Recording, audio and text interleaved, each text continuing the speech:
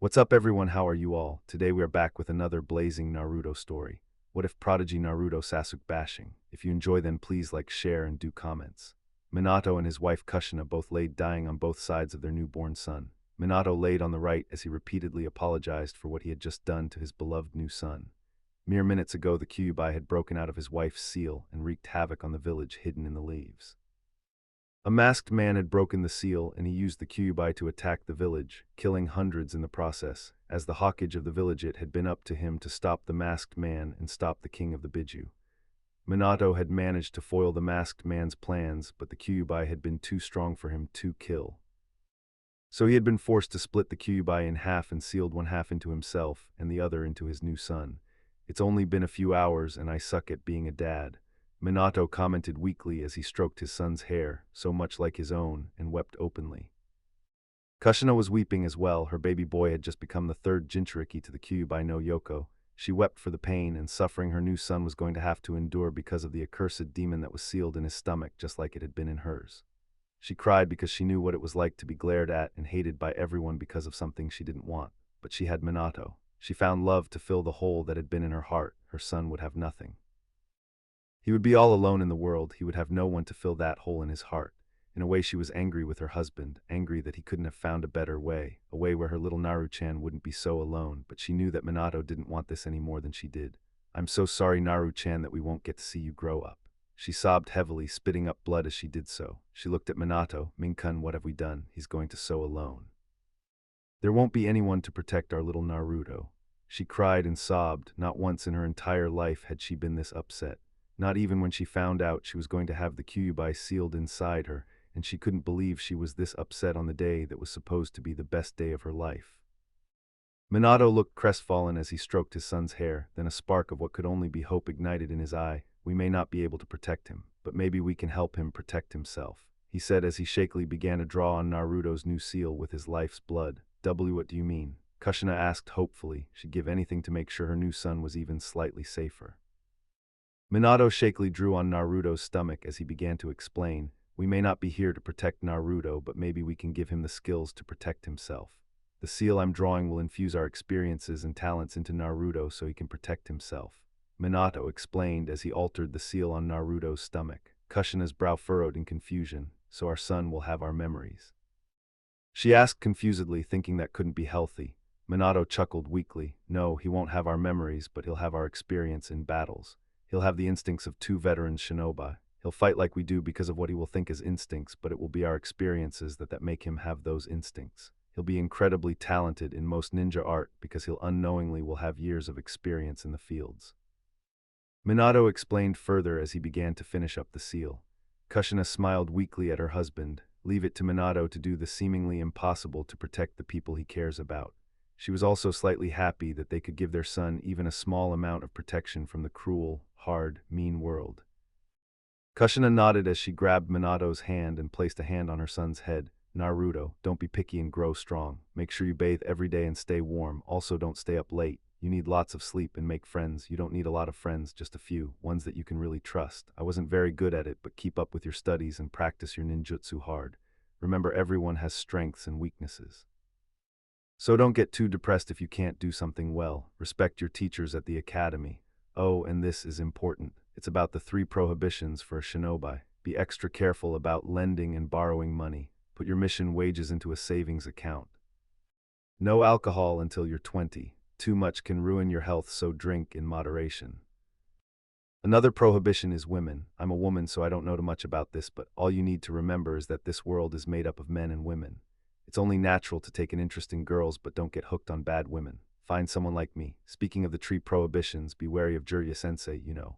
Naruto, from now on, you're going to face lots of pain and hardship. Be true to yourself. Have a dream and have confidence to make that dream come true. There's so much more I want to pass on to you. I wish I could stay with you longer. I love you," she finished, coughing blood as she did so. She smiled apologetically at her husband. "Minato, I'm sorry I used up your time." Minato just shook his head and sent her a loving smile. "Oh, it's okay." He looked at Naruto. "Naruto, my message to you is, I guess the same as your nagging mother's," he said with a smile and received a chuckle from his wife. Kushina started to tear up again. "Oh, I want to see him grow up so bad." she cried. Minato sent her a knowing smile. We will. I'm going to seal the last of our chakra in the seal as well so we can see Naruto again someday. Kushina smiled at her husband and nodded that she was ready. Both parents turned to the child between them and said, "We love you, Naruto," before the seal activated and took both their lives. Time skip Naruto age 6. Naruto stood in the clearing at the academy like everyone else in his class. Today was their first day of taijutsu sparring with once another, and Naruto knew he wasn't going to do well. The academy teachers had been sabotaging his education from the beginning. They told him how to throw a kunai wrong, told him the wrong stances in taijutsu, told him how to form hansais wrong, placed genjutsus on his test. They were doing everything that they could to make sure he never became a ninja. If it wasn't for his strange instincts, he had no idea how screwed he would be. When they taught him how to throw a kunai wrong, he couldn't explain it, but he just knew it wasn't right. It was like his body was telling him that he wasn't doing it right, so Naruto altered his stance and grip until it felt natural, and when he threw the kunai, he got it dead center. After that, he just ignored everything the teachers tried to teach him. He wasn't even close to being an idiot. He knew that they were going to do everything in their power to screw him over, so Naruto simply just ignored their teachings. Like the kunai incident, he made hansais until they felt right, and with the test he dispelled the genjutsus on them and answered the questions easily. He had gone under a henge and went into the library and tried to find scrolls on taijutsu styles, but his taijutsu, however, he had not been able to fix. All the scrolls that deal with fighting stances other than the academy style were under lock and key in the genin and higher sections in the library. The only way to get into those sections was to be the rank of ninja of the section you were trying to enter. So Naruto had no style other than the bit and pieces of the academy style that he watched from the kids who were taught the correct forms. Naruto sighed as he scratched his sun-kissed hair. I'm so screwed. Maybe I'll get lucky and end up with a girl. Maybe then I can just overpower her. Naruto thought strategically. Admittedly, it wasn't an advanced, but for a 6-year-old. Naruto was broken out of his musings by Iruka starting the first match between Shikamaru Naru and Choji Akimichi. But sensei, I don't want to fight my friend. Choji complained. He was a rather gentle soul and he hated the thought of harming anyone, much less a friend. Iruka sighed as he explained the purpose of the spar, but you're not really fighting your friend Choji. You're helping him get stronger. Remember that even the Hokages spar with their friends to get. Iruka's speech was interrupted by Shikamaru walking out the white circle that was the ring. Don't worry, Choji, I know this isn't your kind of thing, the Nara said lazily. Iruka sighed loudly as Choji grinned at his friend. Thanks, Shikamaru. Gah, they're both so spineless, Ino commented, and a young-looking Sakura glanced at her friend. You know them? She asked, and Ino nodded sadly. Yeah, our parents know each other. Man, Shikamaru will never make it to Chunin. He's too lazy. Kiba commented, feeling slightly annoyed that he was robbed of seeing a good fight. I don't know, in Yuzuka-san, life is very long. Shino commented, and Kiba's sweat dropped at Shino's logical tone. Iruka looked at his two unwilling fighters. Fine, but do the harmony symbol. Shikamaru looked surprised. Oh, I almost forgot, he said as he walked back and linked fingers with his friend. Good, now Sasuke Uchiha, Iruka said, calling out the next contestants. As Sasuke walked into the ring, his fangirls screamed their support. Sasuke was the most popular due to his Uchiha status and the fact he was doing the best in class, and Naruto Uzumaki. The cheering stopped as everyone glared at the blonde and began to whisper insults about him, but they were loud enough that Naruto's sensitive ears caught what they were saying. Why is he even trying? He's not going to win. That's the boy my mommy told me to safety away from. What a freak. He should just give up. Oh, he's a monster. Naruto clenched his fists as he entered the ring. How desperately he wanted to prove them all wrong, but he knew he was no match for the Uchiha. You ready to lose, Dobi? Sasuke said arrogantly as he got in the interceptor fist stance, his family's taijutsu style. Naruto just sighed as he angled his body away from Sasuke. He didn't have any taijutsu style, so he didn't have a stance. Iruka looked at both contestants. Begin. He yelled. Sasuke and Naruto sprung at each other. Sasuke threw the first punch, aiming for a one-hit KO so he could brag, but the strangest thing happened. Naruto, by instinct, grabbed Sasuke's wrist and used his momentum to throw him over Naruto's shoulder. Sasuke landed on his feet, but he looked as surprised as Naruto felt. He had no idea how he just did that. It was like his body knew how to dodge, so his mind wasn't needed. Is it like with the kunai and hansais? He thought hopefully, maybe there was a chance he could win after all. Naruto crouched low and sprung at Sasuke. He was snapped out of his surprise when Naruto's fist hit him in the gut.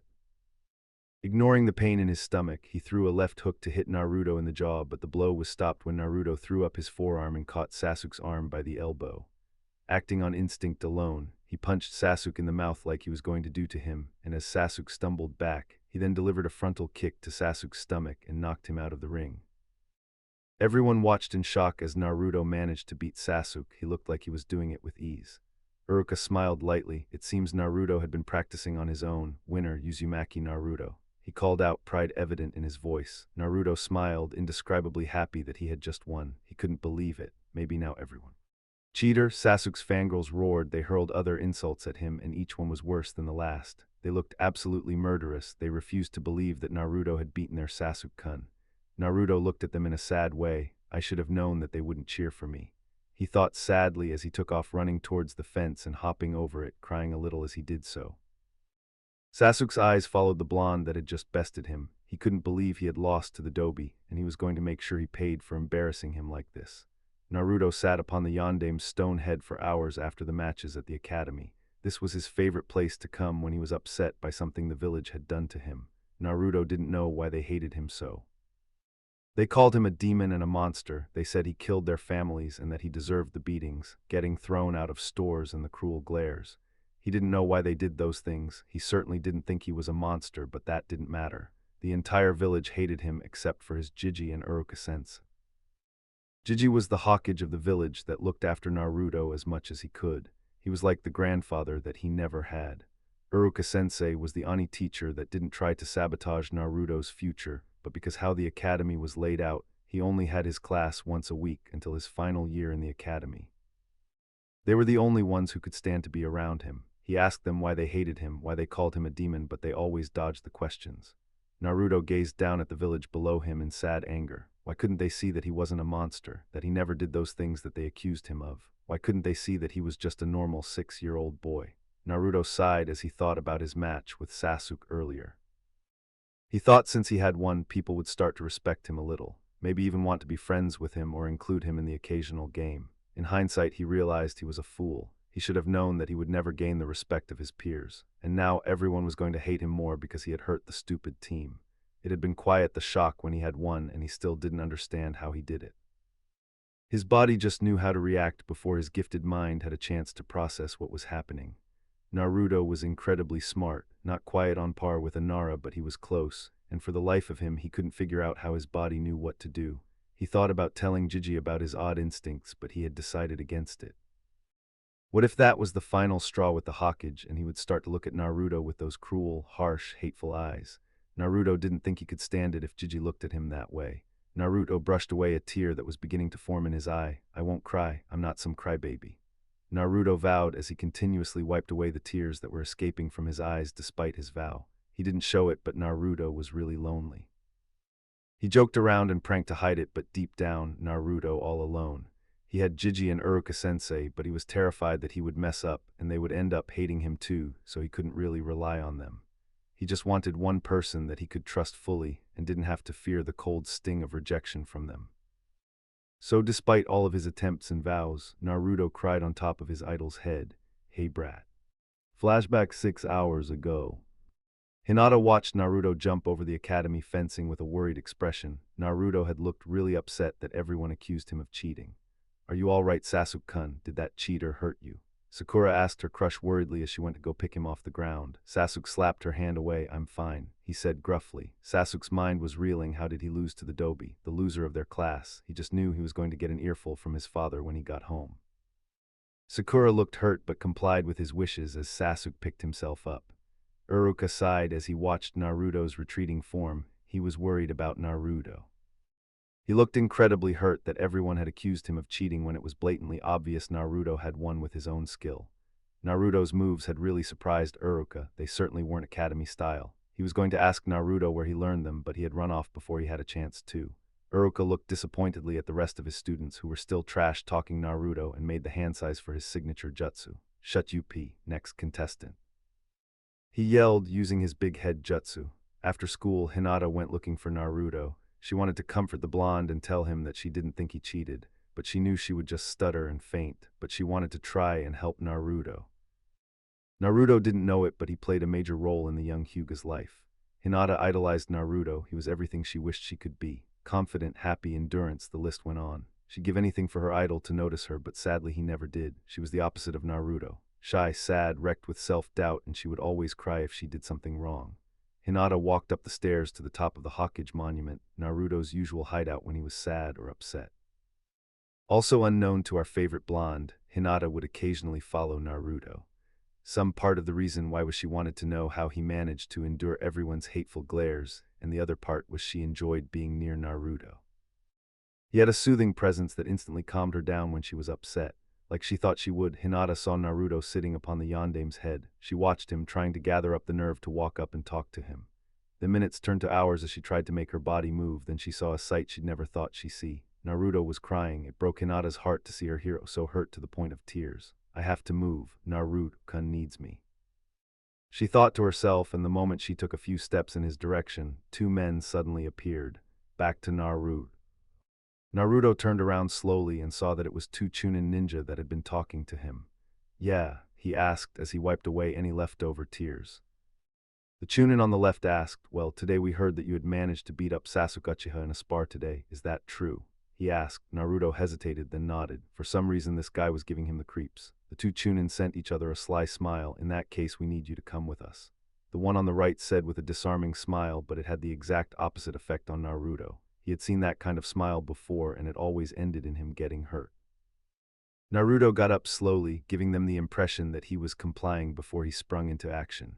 He leapt forward and punched the one on the right in the balls and grabbed a kunai from his holster before throwing it at the second Chunin before turning to run away. Oh no, you don't, you demon.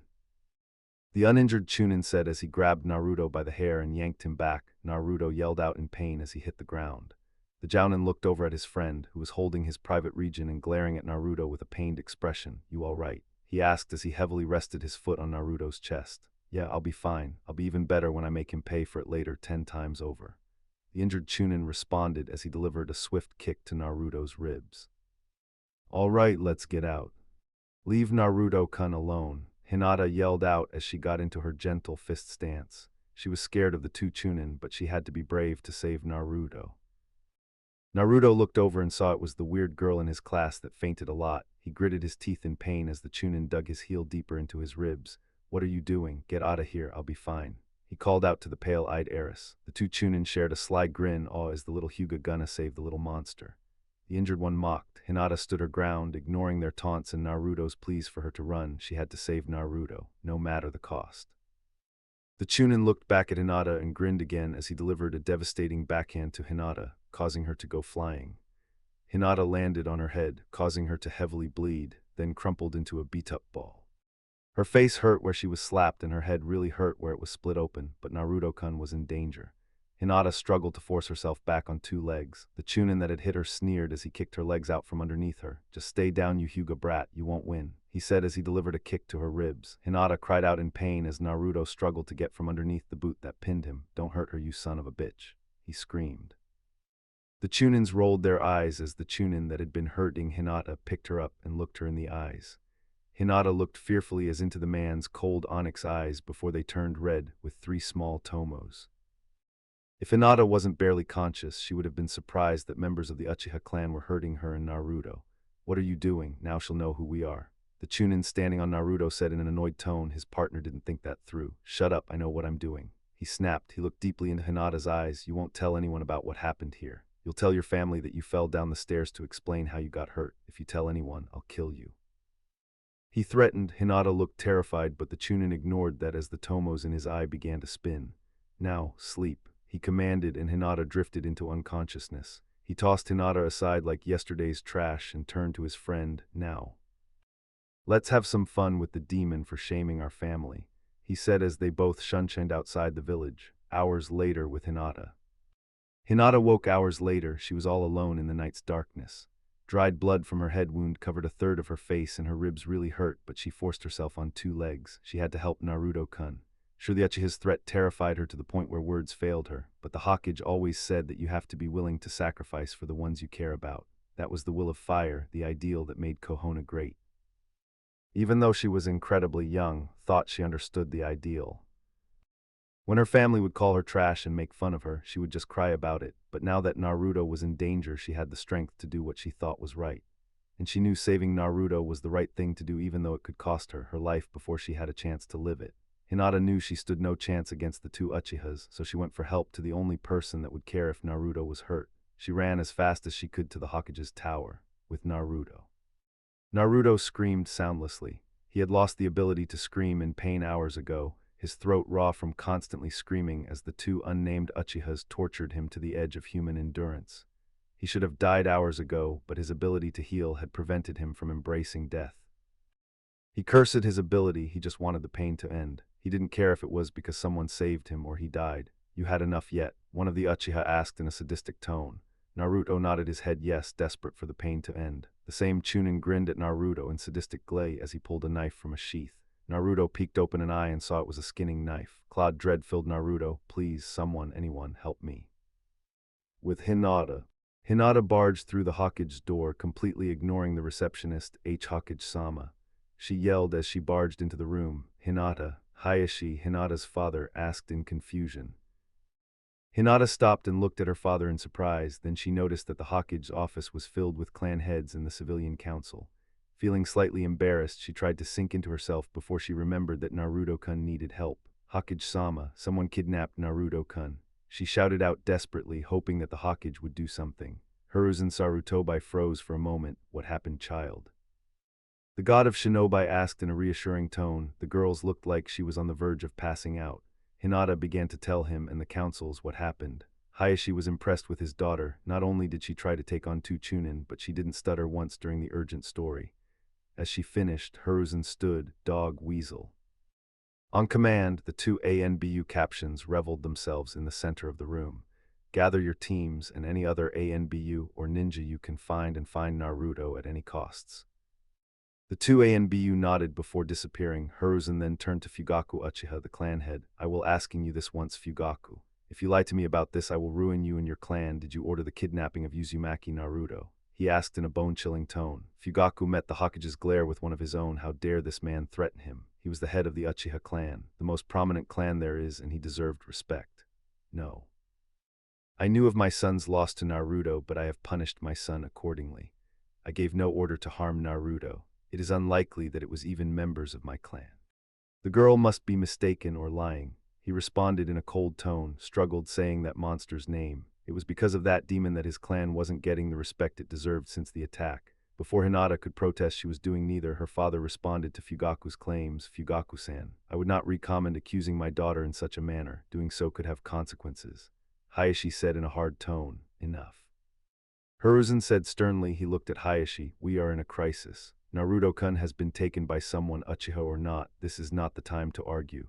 He commanded. He looked at Fugaku. Hiruzen searched Fugaku's eyes for deceit. He found plenty of anger and malice, but found no sign that he was lying. He nodded. "I am ending this meeting. Everyone leave save for Hayashi and his daughter." He barked. When the room was empty, both men turned to the small Hyuga. "Hinata, what you did was incredibly brave," the Hokage said as he eased Hinata to a chair to sit down. The poor girl looked like she was about to kneel over any second. Hayashi nodded with the statement. "You did very well, Hinata," he praised. They may have been simple words, but to the young heiress they meant a lot to her. Hinata smiled lightly. "Thank you," she said happily. Both men nodded. "Now let's get that head wound checked out, shall we? It looks rather nasty," the Hokage said with ANBU. Kakashi and a young Itachi raced through the forest at high speeds. It had taken them a couple of minutes to summon their teams and organize the search parties.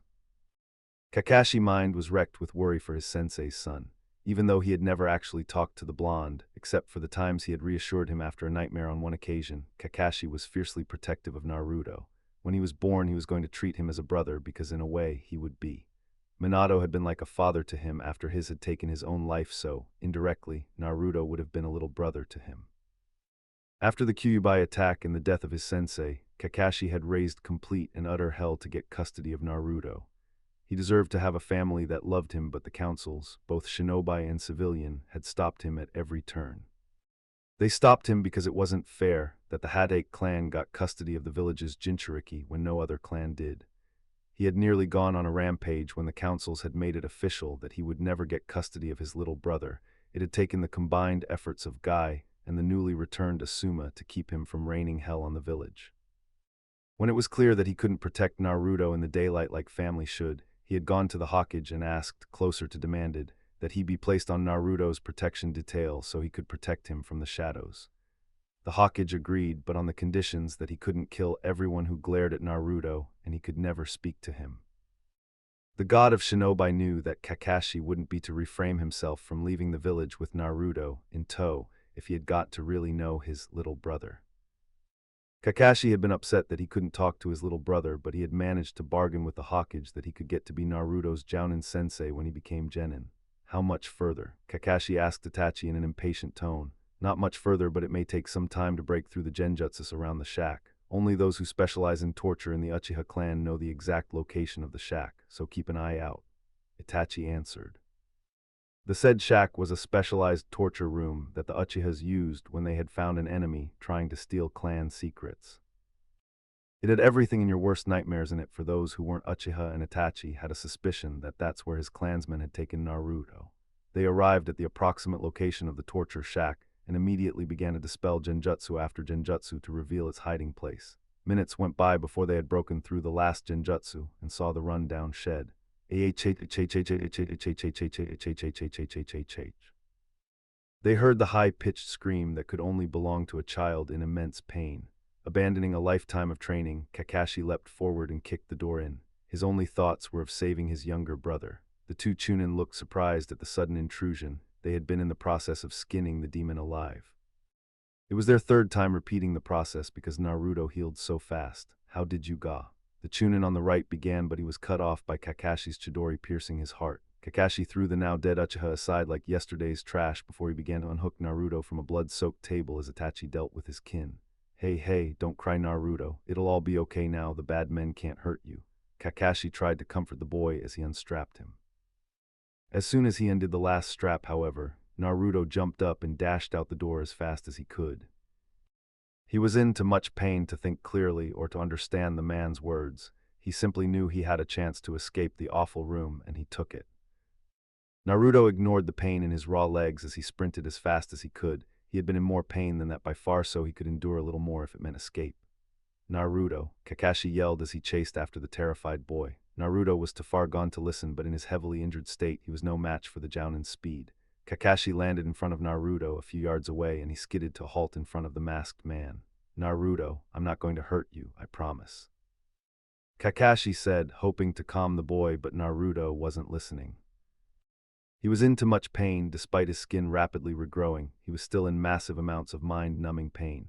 He could still feel where he was skinned alive, where they burned him, and so much more. When he saw Kakashi in his way, instead of seeing a savior, he saw someone who was trying to bring him back to that room.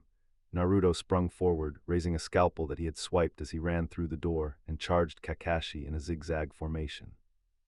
When he reached the masked man, he tried to swipe at his throat, but Kakashi stooped it by catching Naruto by the wrist. Stop! Kakashi's pleas for the boy to calm down were interrupted by Naruto roundhousing his ribs. Kakashi grunted in annoyance as he pinned the boy's leg to his body. He moves like sensei, Kakashi thought in surprise.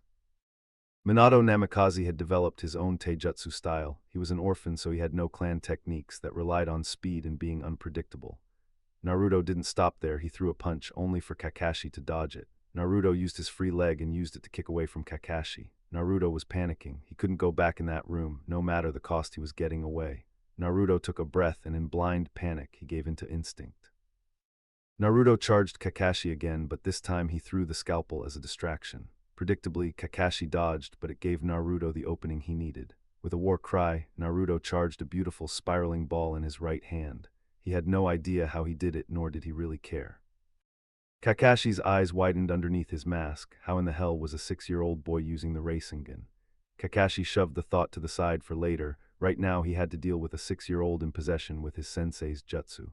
Kakashi grabbed Naruto's wrist and yanked it towards the ground, causing the incomplete Rasengan to implode on itself before exploding. Both Naruto and Kakashi were blown backwards by the explosion. Naruto landed on his head much like Hinata and got knocked out as Kakashi landed on his feet with practiced ease. Kakashi walked towards Naruto with a sense akin to awe-filling him. He had just used Sensei's jutsu. It was incredible. It was indescribable how amazing what Naruto had just done. Kakashi wondered where Naruto could possibly learn the high-ranking jutsu, but he couldn't think of anyone. There were only 3 people that could use the technique, and that was Sensei Yasama and himself, none of which had taught him the jutsu. Kakashi figured he'd have to ask him when he woke up. He looked around for his partner and found no sense that he was anywhere nearby. Flying through a few hand signs, Kakashi used a Daten jutsu to rearrange the earth until it looked as it did before Naruto's imperfect Rasengan. He wanted to keep Naruto's secret to protect him from Danzo and anyone else who wished Naruto harm. Danzo was already pestering the Hokage to let him turn Naruto into a mindless weapon. If he got word of this, his pestering would only worsen, and if the civilian council heard about it, they'd likely call for Naruto's execution for besmirching the Yandame's memory. Bunch of ignorant bastards. After he finished destroying evidence, he picked Naruto up bridal style and noticed just how light Naruto was. "I'm so sorry, little brother," he thought before he shinshined to the hospital. Naruto woke to the sharp smell of medicine, alcohol, and hypodermic needles filled his lungs. Opening his eyes and wincing at the bright light, Naruto confirmed that he was where he thought he was, the hospital. He blinked slowly in confusion. The last thing he remembered was the man who was trying to bring him back to that room. Then everything exploded before turning black. Naruto froze in terror when he was blindsided by the memories of what happened in that room. He tried to force the memories away, but they surfaced like a sea beast rearing its ugly head. A sob escaped Naruto's lips before he crushed the tears that were attempting to escape from his eyes. "I'm not crying. I will never cry again," he vowed, and unlike before, he managed to push back the tide of tears. Taking deep breaths, Naruto pushed himself upwards into a sitting position. He felt completely fine other than the phantom pains. He just felt nauseous. He heard the door open and saw that it was the Hokage. "Ah, Naruto-kun, I see you're already awake," Hiruzen said hesitantly. He had heard Kakashi and Itachi's reports on what happened, minus what Kakashi had omitted, and his heart went out to his surrogate grandson. No one should have to endure the horrors that had gone on in that cursed room, least of all a child that couldn't defend himself. Unlike Kakashi, Itachi had spared the second Chunin, and he had been interrogated by Anko and himself personally. Even Anko had been sickened when she heard the things that they did to Naruto, and she was as twisted as they come. Hiruzen had ordered the man to be executed, much to the outrage of Fugaku, but he had no choice but to comply with Hiruzen's ruling since he was under his jurisdiction. Hiruzen had wanted to do more, much more, but his hands were tied. Fugaku claims that he didn't order the 2 shinobi to do those things to Naruto, and claims that they were acting on their own free will, and without proof that he was lying, Hiruzen could take no action against the Uchiha clan as a whole. Naruto looked at Hiruzen with a 1,000-yard stare, with eyes that belonged to shinobi that had seen one too many battles, eyes that did not belong to a child. He felt a tidal wave of shame and failure rise within his chest as he looked into Naruto's dull eyes. His eyes lost the innocence in them and a large portion of the warmth that had been in there. He knew in that moment he had completely failed his late successor. Naruto followed the Hokage as he sat down in the chair with his eyes. He showed no outward emotion, but on the inside he was getting agitated that the Hokage was sitting so close to him. This was new to Naruto. He had always looked forward to Jiji's company before. Hiruzen looked at Naruto with a concerned look. "How are you feeling, Naruto-kun? Do you wish to talk about what happened?" he asked, hoping the boy wouldn't keep what happened to him bottled up. Naruto shook his head. "I'm fine," he said in the same voice as he always used, but for some reason it sounded different to the Hokage. More mature, more world-weary, but maybe it was to be expected. Naruto hesitated, remembering what had happened in the room. He wanted to talk to Jiji about it, but for some reason he felt afraid. He was afraid that Jiji would finally realize that Naruto was too different from the rest of the village to be around. He was terrified that if he told him what had happened, then Jiji wouldn't love him anymore. He also remembered what had happened before he was taken and how Hinata had valiantly tried to rescue him. "Is Hinata-chan okay? She was beat up pretty bad when she tried to rescue me," Naruto asked, concern replacing the sad look on his face. Hiruzen blinked and felt love for the boy surge. He had just been put through some of the worst torments imaginable, but he was concerned about the brave young girl that had tried to save him. In that moment, Naruto looked identical to Minato. He smiled at Naruto. "Yes, she is doing just fine, Naruto-kun. She had a concussion and required a few stitches, but that is all," he said to a relieved-looking Naruto. He didn't know what he would have done if she had died trying to save him. The Hokage chuckled and earned a questioning look from Naruto. "What's so funny?" he asked. The Hokage chuckled again. "You just reminded me of someone, is all, my boy." Naruto, curious of who he had reminded Jiji of, asked, "Who?" Hiruzen debated lying to Naruto, but he had already suffered enough. He refused to add on to it simply because he wanted to avoid a conversation about the boy's father. "You just reminded me of the Yandame." he said with a smile, amused with the look of shock on Naruto's face. Really? He asked in a disbelieving tone. He couldn't believe he had anything in common with his idol. Hiruzen nodded. Yes, do you wish to hear how? Naruto nodded. Hiruzen figured as long as he didn't name any important figures he could tell Naruto about his idol. A long time ago, at the beginning of the Third Shinobi War. This was also before young Minato had become Hokage or invented the jutsu that gave him the moniker Kohona's Yellow Flash, the Hiraishin Jutsu. When the war began, Minato was a jounin in charge of the mission of taking over and holding a bridge that would give us access Kumo for a sneak attack. Minato took over the bridge easy enough. He was immensely powerful for someone so young. However, he suffered losses and only had himself and 3 other jounin holding the bridge. After the attack, Kumo was outraged that Kohona opened up a route so he could attack them, so they responded by sending out several platoons to retake the bridge. They aimed to humiliate us, showing us that any ground we take can be taken back with ease. Minato found out about the platoons as he scouted ahead with his toad summons. When he realized that the enemy was going to try to retake the bridge, do you know what he did? Naruto shook his head, completely captivated by the Hokage's tale. Despite Naruto's traumatic experiences a few days earlier, he was still a 6-year-old that enjoyed hearing a good story, and the fact it was about his hero made it even better. He chose to stand his ground. He knew how valuable the bridge was, and he knew if they retook it, then it would have been 10 times harder to take it a second time because they would have more ninja guarding it. He ordered his men to prepare for battle, and he sent a messenger toad to Kohona for reinforcements. The enemy arrived 2 days before the reinforcements did, but Minato and his team held the bridge like the world depended on it. They were outnumbered hopelessly, but they kept fighting. They used jutsu after jutsu after jutsu, even after they were exhausted from depleted chakra. However, as the day wore on, they went down to 3 jounin, then 2, until it was only Minato left holding the bridge against a third of a platoon. He was heavily wounded and was on the verge of oding from taking too many soldier pills, but he still fought on. He refused to let his comrades' sacrifices be in vain, so he held the bridge for an entire day all alone. He pushed back wave after wave of enemy ninja all by himself, and by the time the reinforcements got there, only a third of the original amount of enemy ninja remained. Kumo was very angry that they weren't able to retake the bridge, and they decided that if they couldn't have the bridge, then no one could. Naruto felt a pang of fear for his hero, but said nothing. The reinforcements arrived and treated Minato for his wounds, but while just about everyone was asleep, the Kumo ninja snuck in and placed explosive tags on the bridge. Naruto clenched the sheets, eagerly anticipating what would happen next.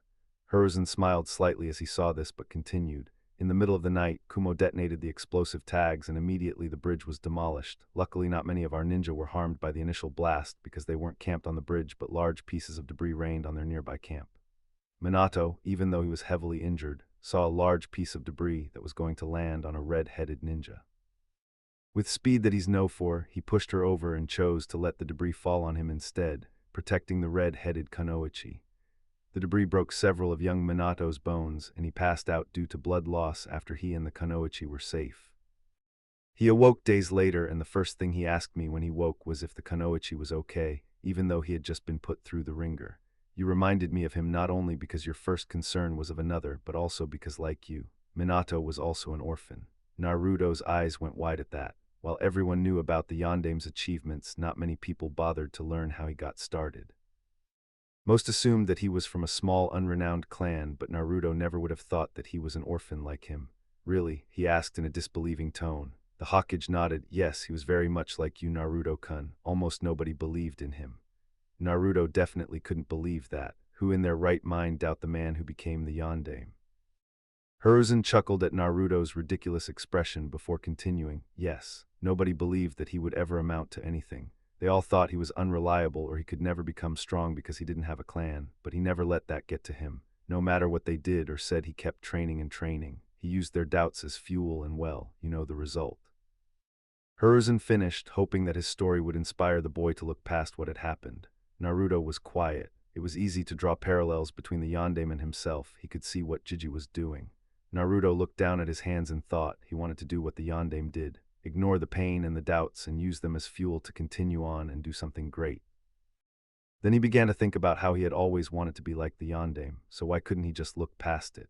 If the Yandame could do it and become one of the greatest heroes ever, so why couldn't he? And he had even gone through worse than the late Hokage, so that meant that he had even more fuel than he did. he could become stronger than the Yondaime. Hiruzen felt a wave of pride swell in his chest as he saw a determined glint return in Naruto's eye.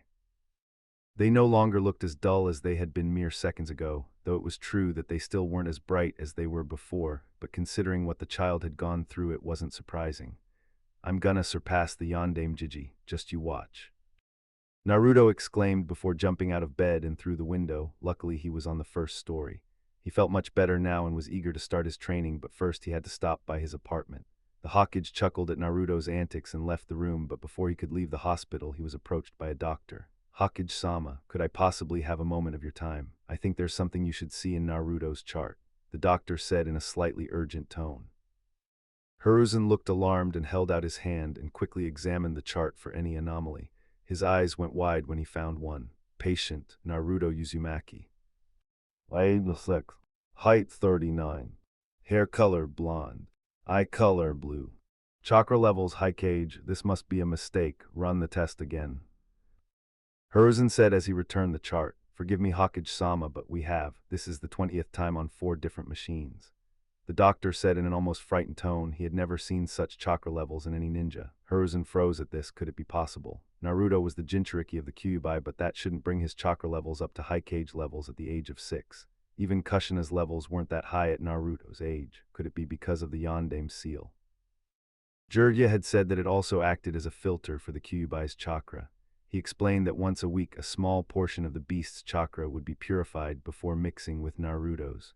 Could it be that that small portion was enough to bring Naruto's levels up this high? It was the only answer that made any sense. He couldn't help but to wear a small smile as he exited the building, believing that if anyone could surpass the Yondaime, it was Naruto, at Naruto's apartment. Naruto walked into his beat-up looking apartment and locked the door behind him. His apartment was on the small side, but in Naruto's opinion, the balcony made up for it. The paint on the walls was chipping and stained in the places that weren't covered in graffiti, but that was covered by dozens of posters of movies he's never seen because he wasn't allowed in the movie theater. His furniture had seen its best days long before Naruto had bought it. His bed had more holes and springs sticking out of it than there were inside of it, but he didn't mind any of that. This was his home and he'd make the best out of it. Naruto walked into his small kitchen to make himself some ramen before he figured out how he was going to start training. That's when he noticed a small green scroll that was laying in the center of his table. Naruto looked confusedly around his small apartment, wondering how someone got in here and why they left a scroll for him. He picked up the scroll and opened it. 6:00 a.m. Physical Training. 8:00 a.m. Taijutsu Training. 9:00 a.m. Ninjutsu Training. 10:00 a.m. 3:00 p.m. Academy Library of Kicked Out. 4:00 p.m. Chakra Control. 6:00 p.m. Weapons Training. 7:00 p.m. Kenjutsu Training. 8:00 p.m. Fuinjutsu Training. 9:00 p.m. Meditation. Naruto was surprised by the scroll's contents. He had just been wondering how he should train, and here was the answer. He figured that it was the Hokage that had asked one of his ninja to break into his apartment and leave it after he had left the hospital. He was a bit annoyed that someone had broken in, but he got over when he saw the kick-ass training he had ahead of him. He unraveled the scroll a bit further and saw a few seals. It seemed familiar to him, and he channeled a little chakra into it, following the instinct that told him to do so, and out popped more scrolls, all of which were D-ranked elemental jutsus. There were a few for each element. Excitedly, he pumped chakra into the other 3 seals. One was a wooden box and the other held sealing supplies, and the last was kunai, shuriken, and a few books on taijutsu and kenjutsu styles, fuinjutsu, chakra control exercise, and a book called 101 Things That a Shinobi Need to Know. His schedule outlining what he was going to be doing for his physical training was also in the pile. Naruto was bubbling with excitement as he stared at the small pile of new training supplies that had gathered on his table. Naruto checked his clock and saw that it was only a little past 4, so he quickly sealed everything back up, not even thinking about how he knew how to do it, and took off to a nearby training field with his new sealing supplies, Bakken and the scrolls for chakra control, taijutsu and kenjutsu styles, and a scroll on how to meditate. He blew right past the hidden Kakashi right above his doorway. Kakashi smiled beneath his mask, happy that his little brother was happy with the training schedule he had laid out for him. He wanted Naruto to practice both Minato and Kushina's abilities because Naruto was the legacy of them both. He was the last Uzumaki and the last Namikaze. He deserved to be properly taught. He may have used the Rasengan, but that wasn't enough to protect him from everything. After all, you can't surpass someone as strong as Naruto's father with one technique. You have to be a well-rounded ninja, and Kakashi wanted to help Naruto become a well-rounded ninja. That way he could achieve his dream. After all, Sensei wanted the same thing, Naruto. Naruto was walking through the crowded market to get to the training ground. He always walked this path when he went to the training ground, but something was different. People still glared at him as he walked by, but for some reason it seemed heavier. The glares had the same amount of hatred for him and animosity. It all looked the same as always. However, to Naruto, it felt like a heavy weight had been placed on his shoulders. He would flinch at every loud noise, ready to fight or flee at the drop of a hat. His palms were sweating furiously as he felt waves of anxiety when someone would come a little too close for his liking. His eyes were darting furiously, taking note of everything: threats, escape routes, what could be used as a weapon, and what he could use to delay distraction if someone attacked him. Naruto was having a panic attack, though he did not know it. He was taking shallow breaths, struggling to calm his pounding heart. Suddenly it became too much for the boy as he broke out into a flat-out sprint away from the crowded market. He knocked over a cabbage cart, but he ignored the man's cries. He just had to get away. Naruto didn't slow down until he had reached the secluded training ground. After he stopped, he was racking his brain, trying to figure out what had happened to him. Naruto had never been that nervous. He had almost been petrified with fear that someone was going to try and harm him. Taking deep breaths, he calmed himself. I guess it may be harder to put it behind me than I thought. Naruto thought sadly. He desperately wanted what happened to him to stay in the past, but it seemed like it had left a bigger impression on him than he had originally thought. However, he wouldn't tell anyone about the panic attacks. He would rather deal with them for the rest of his life than have the only two people that treated him with kindness look at him like everyone else. Maybe training will help, he muttered to himself as he grabbed the Chakra control scroll and began reading. Despite his loud and ADD ways, Naruto was a complete bookworm. Not many people knew this, but reading was one of Naruto's few escapes from the harsh reality that was his life, because books would never glare at him. They never denied him his right to exist for reasons unknown to him. No, books just simply wanted to be read. It didn't matter by who. Naruto absorbed the knowledge from the first chapter of the scroll. The rest was blocked by some sort of seal, faster than any sponge. The first chapter was detailing the leaf chakra control exercise and the several stages of the exercise. First off, he needed a leaf, and thanks to the forest he found one fairly easily. The first step was to get it to stick to the user's forehead with the use of chakra.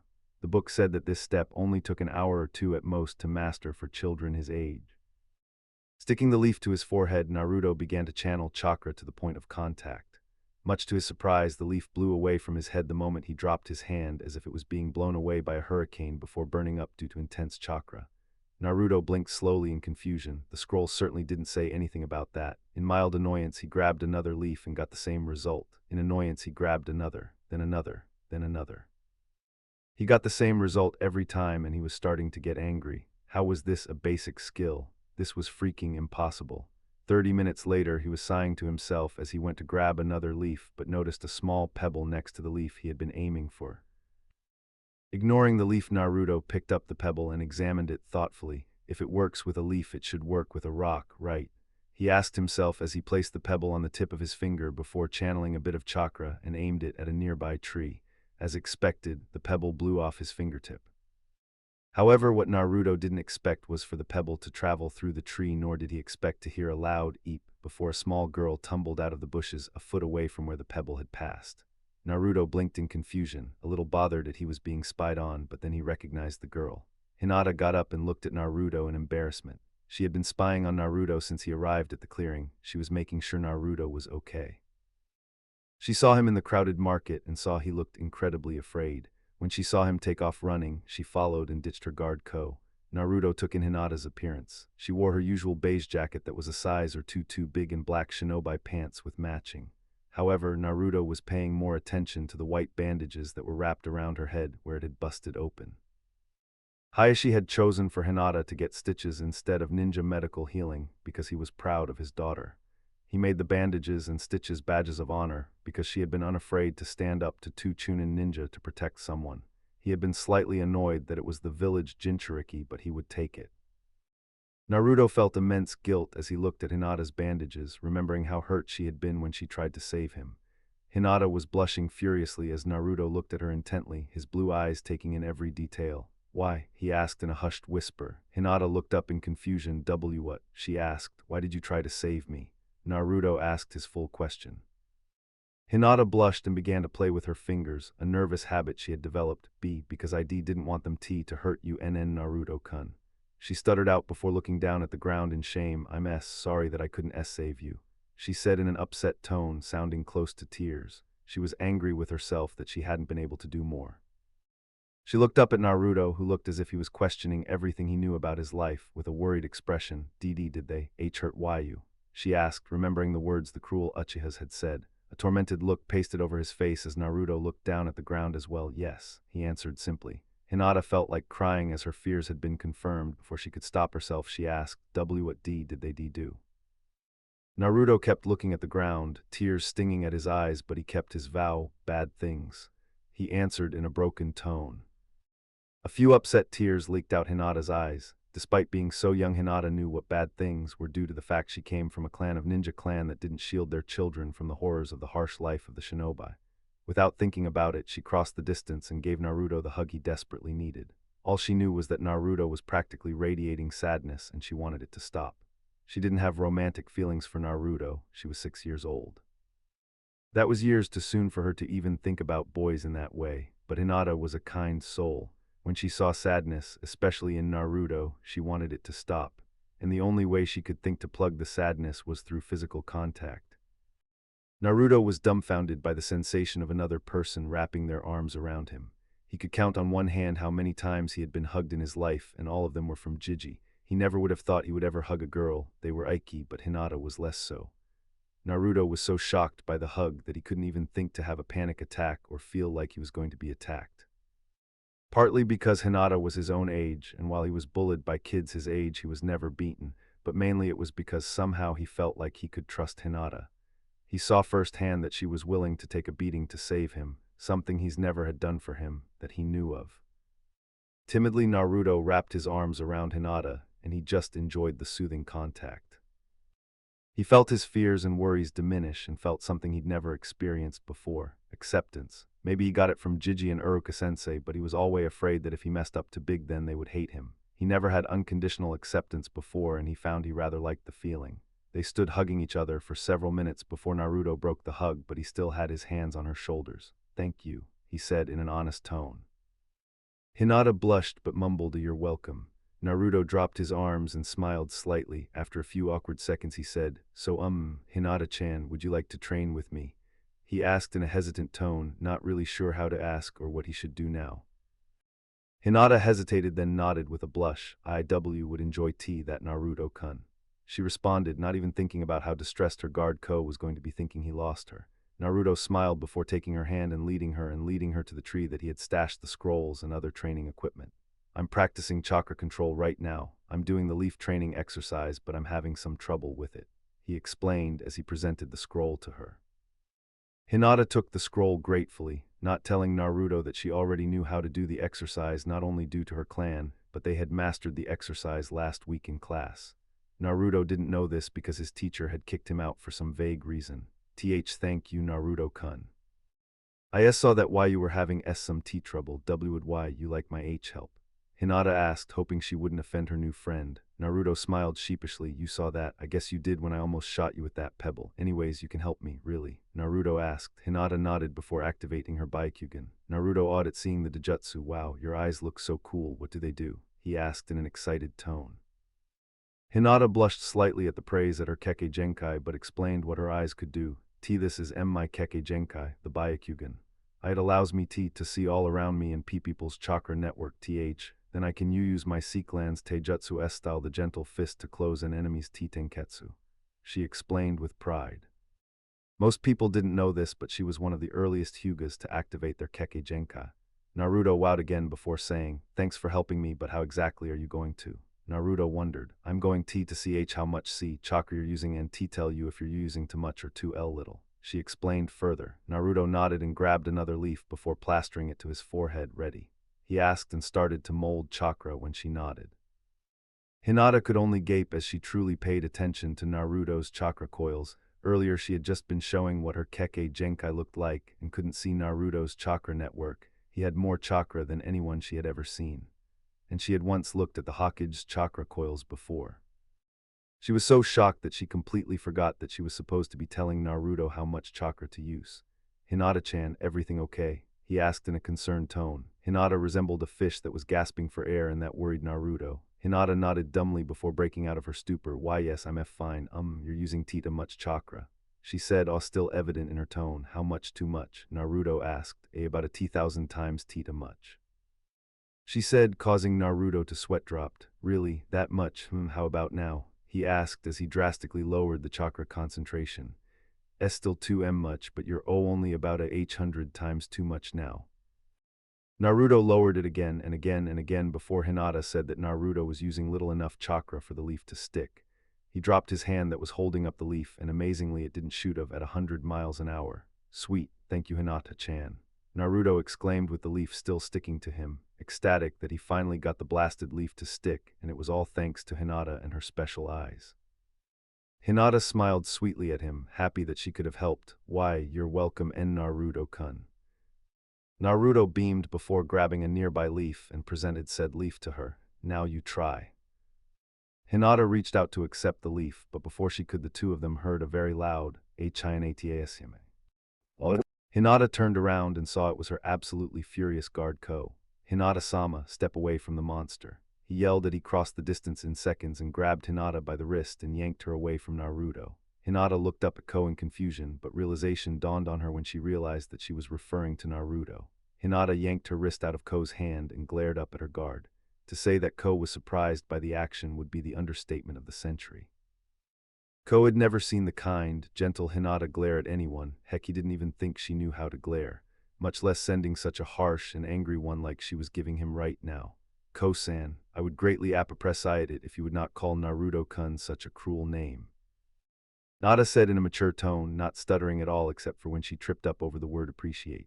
Ko was starting to question if this was really Hinata-sama at all at this point. Hinata could never go a full sentence without stuttering up a storm, and don't even get him started on the commanding tone. She almost sounded like the Hyuga heiress like she was. Naruto looked at Hinata in surprise as well before a small smile graced his lips. "It's okay Hinata-chan, I'm used to it by now," he said, and earned a sad look from Hinata. "Be but Naruto-kun." Naruto held up a hand, seeming ages older than he looked. "It's okay. I guess you should head home so your family won't be worried," he said with a smile. Ko was beginning to think that someone had placed a genjutsu on him. First the terribly shy Hinata stood up to him and glared. Now the demon brat was acting concerned about the Hyuga heiress. What in Kami's name was going on here? Was he under some genjutsu? Apparently not after he disrupted his chakra. "Why yes Hinata-sama, you are late for training," he said, trying to hurry the conversation along so he wouldn't get in more trouble with the main branch. Hinata gave Naruto one last look before nodding that she was ready to leave. The two of them left and Naruto continued on with his training for several more hours. Like the scroll in his apartment said, he started on his kenjutsu training with his new Bakken. He decided to start with the kenjutsu style called the Whirlpool of Blades, the Uzumaki kenjutsu style, but Naruto didn't know that, and Naruto took to it like a fish to water. He practically mastered the basic katas of the style in the hour he practiced. Naruto couldn't explain it, but the movements just felt natural to him. Like his body already knew what to do. He practiced with the shuriken and kunai for a while. He aimed at trees and leaves that were falling. His throws were dead on with still objects, but he missed every other leaf. After that, he started his fuinjutsu training, and there wasn't an analogy to describe how quickly he picked up on the art. He took to it better than a duck to water, faster than a bird took to the skies, faster than a Uzumaki. Naruto absorbed the knowledge in the first chapter and understood it fully, something that was almost unheard of except for the Uzumaki, and Naruto had surpassed their natural aptitude for the art. He had blew past the seals that tried to prevent from reading ahead as he read. He didn't learn how to make seals in the scroll, but learned the ideas behind fuinjutsu. Lastly, Naruto began his meditation. He took up the lotus position and tried to enter his mindscape like the scroll instructed him to. However, he met unexpected resistance. Every time he tried to enter his mindscape, he was greeted by a large white wall that prevented him from entering, and despite his every attempt to break through, he failed each time no matter what he did. He spent the last hour either trying to break the wall or searching the scroll for answers but found none. He He figured if he didn't find an answer in the library, then he would ask Gigi about the mysterious wall. After the final hour, he packed everything up before heading back to his apartment, with Hinata during training. Hinata sat in her clan's dojo waiting for a lecture from her father. How he was disappointed in her for not taking her training seriously even though she was behind on her gentle fist training. Then he would look at her with those mean, disappointed eyes, almost similar to the ones Naruto received, and he would insult her and call her a failure after an intense training session. After that, she would cry and seek the comfort of Naruto's presence. Though now, if she was lucky, she wouldn't have to hide behind walls or bushes. Maybe Naruto would allow her to train with him again, or maybe he would even give her a hug like the one she gave him earlier. Hinata blushed, remembering how nice Naruto had felt. She wasn't sure why she was blushing, probably embarrassment at her boldness. Her father walked in and gave her a stern look. Hinata mentally braced herself for the lecture that was bound to come. Where were you for afternoon training? Hayashi asked, already knowing the answer but wanted to hear it from his daughter. I was training W with N Naruto-kun. She answered, already wincing to be prepared for the harsh tone. I see, very well, Hisahi said, enjoying the confused look on his daughter's face. Ko had informed him that Hinata went missing for an hour under his care. He also told him in great detail how Hinata had took a stand when he had insulted Naruto after he found her again. If he didn't know that Ko was too afraid to lie to him, he would have never believed him. However, when he remembered that Hinata had courageously attacked two Chunin in the boy's defense, maybe it wasn't that hard to believe after all. Hayashi couldn't express how happy he was that Hinata was finally standing up to someone. He had been trying to get her to do that since her mother died. He had been trying to expel the crippling kindness in her through intense training that left her battered and bruised. He tried to verbally attacking her when the training didn't work. If it did anything, it made her more timid and withdrawn. He was beginning to run out of ideas, everything was failing, and she was in danger of losing her title as the heiress if something didn't happen soon. It turns out that all she needed was someone to stand up for. Did he wish it was someone other than the village's Jinchuriki? Yes, but he much preferred her spending time with him than her staying the timid, unconfident, shy failure that she was now. Hinata blinked several times, wondering if her ears had deceived her. Father, why you're not mad? She asked, stuttering worse because she was afraid that it was a cruel joke to worsen her self-confidence. Hayashi smiled lightly. If you had been doing anything other than training, and if you didn't stand up to Ko, then I would be very angry. I assumed that you wished to continue to train with Naruto. Hayashi asked and received an eager nod from Hinata. You may continue to train with Naruto on the conditions of you must not fall further behind in your gentle fist training than you already are, and you must ditch Ko to do so. Hayashi said. He was impressed with Hinata's ability to lose her guard. Ko had been specifically chosen to guard Hinata because he was incredibly talented for a branch member, only seconded to his late brother's son, Neji. Not only was he talented, but being able to get away from a Hyuga was no easy task in itself. Even when he was a child, he could never manage to get away from his guard for 5 minutes, let alone almost an hour. He wanted her to train the skill. It would be invaluable for her shinobi career. Sure, it was dangerous for her to go around unattended, but Hayashi was confident that nothing would happen to Hinata as long as Naruto was around. If he was truly Minato's son, then he would hold off any attackers long enough for help to arrive. Hinata tried to keep her joy from being seen, but she failed when a full-blown smile was plastered on her face. Hayashi blinked in surprise. He hadn't seen Hinata this happy since before her mother died. Hinata bowed low. Thank you, father, she said without a stutter. Hayashi smiled internally before nodding. Since you missed today's training, do 10 laps around the courtyard. Hinata jumped up and complied, and at the end of the day, a small grin could still be seen on her lips. The next day, Naruto was the first one in the classroom. He was feeling slightly exhausted from the borderline insane workout he had done that morning. When he had actually read what the physical training entailed, he had nearly blenched. It started off with 5 laps around the village, then 50 pull-ups that were immediately followed by 100 push-ups. Then the same number of sit-ups, crunches, squats, then a variety of other exercises that he didn't know how to describe other than they were incredibly difficult and painful. It seems that whoever gave him the workout knew about his incredible stamina. He finished on time, then he instantly started on his taijutsu training. He decided to start with the cheetah style first. It focused on lighting fast attacks and unpredictably, right up his alley. It had gone well, but not compared to how well and fast he had learned the other things. He had an extreme aptitude for, but there were times that the movements felt awkward. On some stances, his instincts were telling him to do something different from what the scroll before him told him to do. He was confused about that, but he did his best to ignore the instincts because he knew the stances were correct. After that was ninjutsu, his favorite. He had grabbed all the scrolls, but in the end he had decided to practice the Academy 3. He desperately wanted to be able to shoot lightning out of his fingertips or breath fire, but he knew that they weren't needed to graduate. Maybe he could get extra credit for them, but they weren't priority. He practiced the Henge Jutsu and the Kawarami Jutsu. He decided to try the Clone Jutsu for tomorrow, because how hard could it be? He practiced and fine-tuned the Henge Jutsu, trying to add more small details to make it perfect. It's the solid version, but it wasn't perfect yet, but didn't make much progress with Kawarami. He figured it was his chakra control and decided he would train that extra hard today. After he finished training, he headed back home to clean up and go to school. He had another panic attack on the way to the academy, so he deduced that the cause of the attacks were people, so he sat in the secluded corner in the back of the class while reading about the founders of Kohona. He had gotten the book from Uruka-sensei before the start of class. Uruka was worried about Naruto. He had heard that he was kidnapped over the weekend, but that was it. He didn't know by whom, nor did he know what happened to Naruto during the time he was with his captors, but it had obviously traumatized the boy. Naruto was always loud and borderline obnoxious, desperate for any kind of attention, but now he was silent. He sat in the back of the classroom even though every other seat was available, and tried to avoid attention like it was the plaque. Like his personality did a complete 180. Uruka was going to ask if everything was okay, but children began to file in and take their seats. Uruka decided to ask Naruto what happened after class. None of the students noticed the difference in Naruto's personality switch. They all ignored Naruto anyways. Naruto was still reading when he heard a soft voice ask him, "See, can I sit H here?" Hinata asked. Naruto looked up from his book and smiled at Hinata. Sure.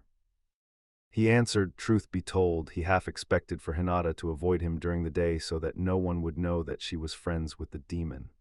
Not that he minded, he was just happy to have a friend, even if she didn't want it to be known. Hinata smiled gratefully as she took the seat next to Naruto and paid attention to the lesson that was beginning. Uruka was talking about the format of genin teams and how teamwork played an important role. Class went by rather quickly. Some students were sending questioning looks at Naruto now. He usually disrupted a lesson at least once, but today he had been silent. They also noticed that Hinata was sitting by him, which confused them. Who would want to be friends with the freak? Didn't her parents tell her to stay away from him like theirs did? It was time for their lunch break, and Hinata and Naruto sat underneath the tree with the swing. They sat as far away from the other kids as they could, that way Naruto could eat in peace. Hinata was kind enough to share some of her lunch when she saw that all Naruto had was cold ramen. Naruto thanked her repeatedly and promised that he would bring something for her tomorrow. So Dobi, it seems like you finally learned your place. It's about time. I'm glad the lessons that my cousins taught you took. Sasuke said behind Naruto, commenting on how he was silent during class. When Sasuke had told his father that he had lost to the Dobi, he made Sasuke train intensely all night.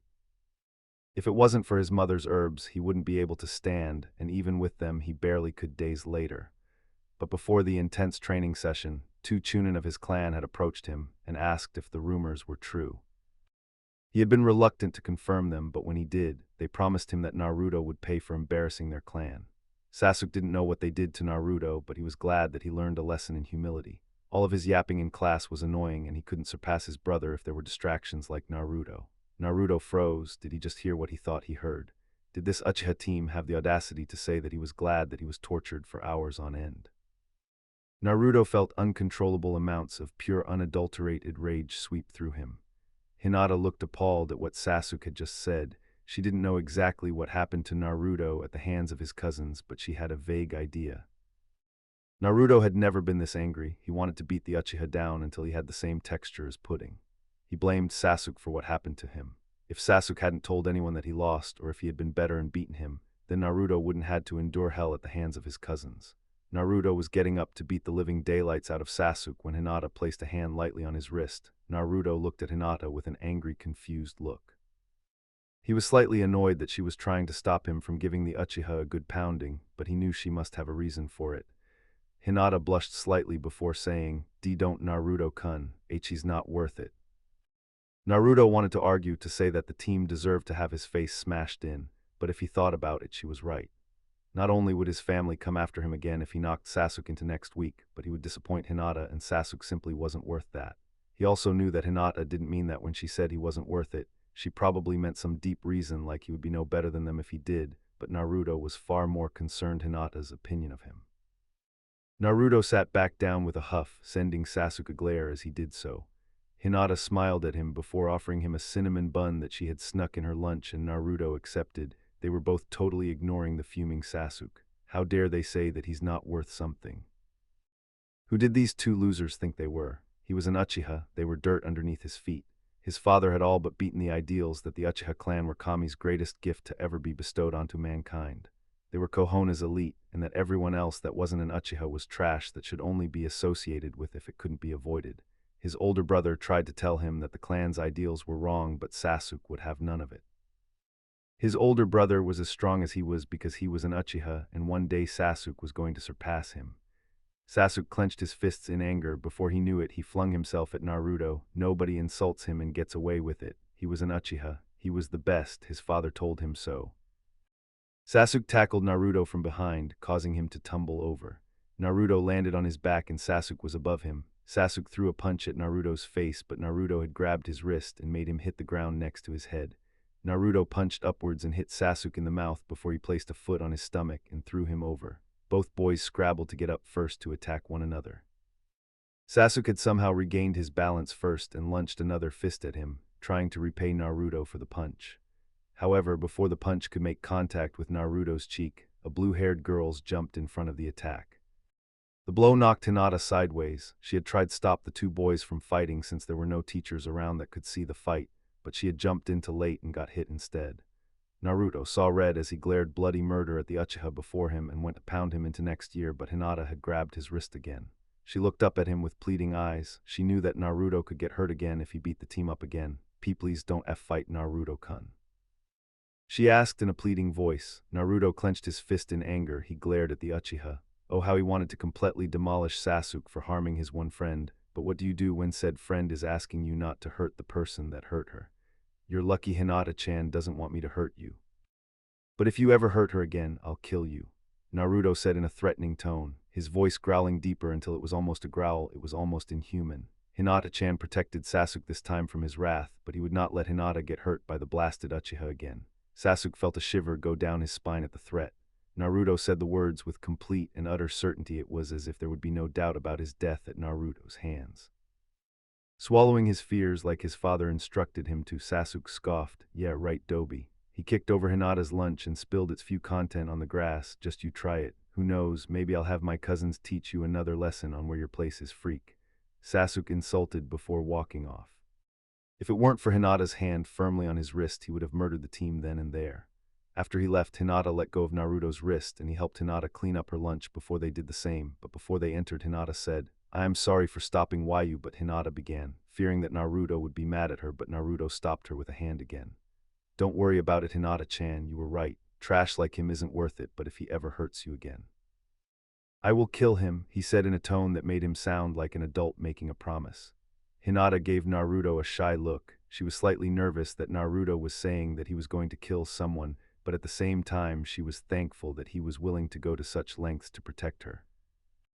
Is your cheek okay? He asked, dropping the tone before giving the relieved looking and nodding Hinata a lopsided grin. Do you think you could train with me after school today? He asked. Hinata hesitated, then nodded. She was already forming plans to ditch Ko. Naruto smiled before grabbing her hand and lead both of them back to class. It had been a month since Naruto started training to surpass his idol, and the progress he made was inconceivable. He was the greatest prodigy in hundreds of years, though no one knew he wasn't a natural one. Naruto had made unbelievable progress in every field that he trained in. Surprisingly, the seals that prevented him from reading further would dissipate once he mastered the level he was on. He didn't know how the seal knew when he mastered the level, but he aimed to find out as he furthered his Fuinjutsu studies. He mastered the basic and adept levels of the cheetah fist and the whirlpool dance styles. The whirlpool dance was much like his Kenjutsu style, the whirlpool of blades style, and Naruto figured that they were created by the same people. He trained in the basics until they were no longer instinct. He trained them until they were reflexes. His instincts still occasionally acted up, but for the first time he ignored them. Though the instincts were impeding his progress in Taijutsu a great deal, Naruto was still excelling at everything else. His physical conditioning increased as well. He had been able to double the original schedule now. Because of his Uzumaki heritage and the Kyuubi's Yang Chakra in him, Naruto healed at an abnormal rate and he knew it. Because he healed so quickly, Naruto didn't bother restricting his training. He knew he would heal, so why bother holding back? He trained his body into the ground day after day. There was a saying by the Shodai Hokage that described Naruto perfectly in that regard. There is one thing more frightening than someone who knows their limit, someone who knows that they don't have one. He was building muscle thanks to the lunches that Hinata packed for him every day. He was still lean, but he was no longer a wayfish twig. He still went to the academy daily, but he completely disregarded everything they tried to teach him. He only listened when it was Uruka-sensei teaching, but he already knew most of the things Uruka taught. Naruto only bothered to show up because of Hinata-chan. He wanted to keep her company during the boring classes and wanted to keep an eye on the team to make sure he didn't try something. Naruto and Sasuke didn't have a rivalry going because that would mean that they were close in skill level. Naruto repeatedly crushed Sasuke in everything: accuracy, spars, jutsu, grades. The teachers had been promised a very painful and bloody end if they continued to try to sabotage Naruto's education from a certain masked ninja. Naruto crushed Sasuke in absolutely everything, much to Sasuke's anger. Sasuke had tried to get the same two ninja that had taught Naruto a lesson before to do it again, but he couldn't find them. He had tried to find other ninja to do the task, but they had all refused. The Hokage had released the statement that if any ninja should physically harm Naruto, then not only would they be executed, but their names would be stricken from Konoha's records and would be buried in unmarked graves. That had caused more than a little unrest in the village, but the Hokage's word was law. Naruto knew that Sasuke tried to find more people to torture him, so he would insult his fellow student every chance he got. Hinata understood why Naruto did it, but it seemed petty to her. Sasuke tried to defend himself and his pride, but there was really nothing he could do. Naruto was better than him at everything. He had tried to verbally attack Hinata to compensate, but that stopped after the first time. Naruto had snapped his arm like a twig and told him never to insult Hinata-chan. He meant what he said. If Sasuke so much as harmed one hair on her head, then he would kill him along with anyone else that got in his way. Hinata was the only person he could trust fully, and he would protect her for the rest of his natural life. And if he had any say in the matter, his unnatural one as well. His chakra control was coming along well, also thanks to Hinata. Every day she would ditch her guard, co-team, and help him with it in the 2 hours that he practiced the art. It turns out she was just as crafty as Naruto, with the proper motivation. He had mastered all levels of the leaf exercise as well as the tree walking exercise. Hinata was also improving her chakra control. Not only could she walk up walls, but she was in the process of learning water walking as well. She could stay shin deep without falling in, but only for a minute or so. It was much harder than walking up trees, and with her 6-year-old reserves, she couldn't do it longer than 5 minutes anyways. Hinata and Naruto also were forced to train on the go. It turns out that Hayashi hadn't informed Ko about the deal with Hinata training with Naruto. He chased them relentlessly, and in order to spend more time with Naruto, they never spent more than an hour at a clearing and never trained in the same place twice. Their record was 4 hours. Naruto's kenjutsu was coming along swimmingly. He had flew through the basic and adept levels and was working on expert. He had offered to teach Hinata the style, but she had politely refused. The gentle fist required the use of both hands for maximum effectiveness. Hinata's gentle fist was also coming along well. She made up the lost ground in her training and then some. Every other day Naruto would skip either weapons training or kenjutsu to help her out. He more or less acted like a test dummy. He would dodge and deflect attacks as Hinata would play around with the stances. Naruto had commented that the normal gentle fist style didn't seem to fit her with the quote, "You don't fight like you're all constipated like the rest of your clan." After that, she altered some of the stances to flow more like water instead of the rigid stances. Naruto's Fuinjutsu training defied explanation. He absorbed anything related to the art with vengeance. He flew through the scroll, but the scroll didn't contain any formulas for actual seals. It was more of an introduction, outlining the types of seals and the purpose they served, much to Naruto's disappointment. After it turned out the scroll had served its use, Naruto began to expand his knowledge base of the art in the library and learned about the other types of seals, theories, history, and anything that had anything to do with the art. However, due to his civilian status, there wasn't much on Fuinjutsu that he could access. He knew about other kinds of seals, but he could not make them because he had neither the formula nor the general design for them. The books in the library and in the scrolls only talked about Fuinjutsu users and the history with a dash of the basics. So Naruto did exactly what the books and scrolls warned not to do under any circumstance. He experimented with only the basics. He tried to recreate seals by developing the same formulas by trial and error. The seal he was making the most progress in developing was a gravity seal that he could use in his training, but he was still developing many more. In ninjutsu he also excelled thanks to Hinata. He had mastered henge and kawarimi, but he was having extreme trouble with the clone jutsu, even with Hinata's help. She had informed him that he had insanely high chakra levels and that even with her help it may be impossible to mold so little chakra.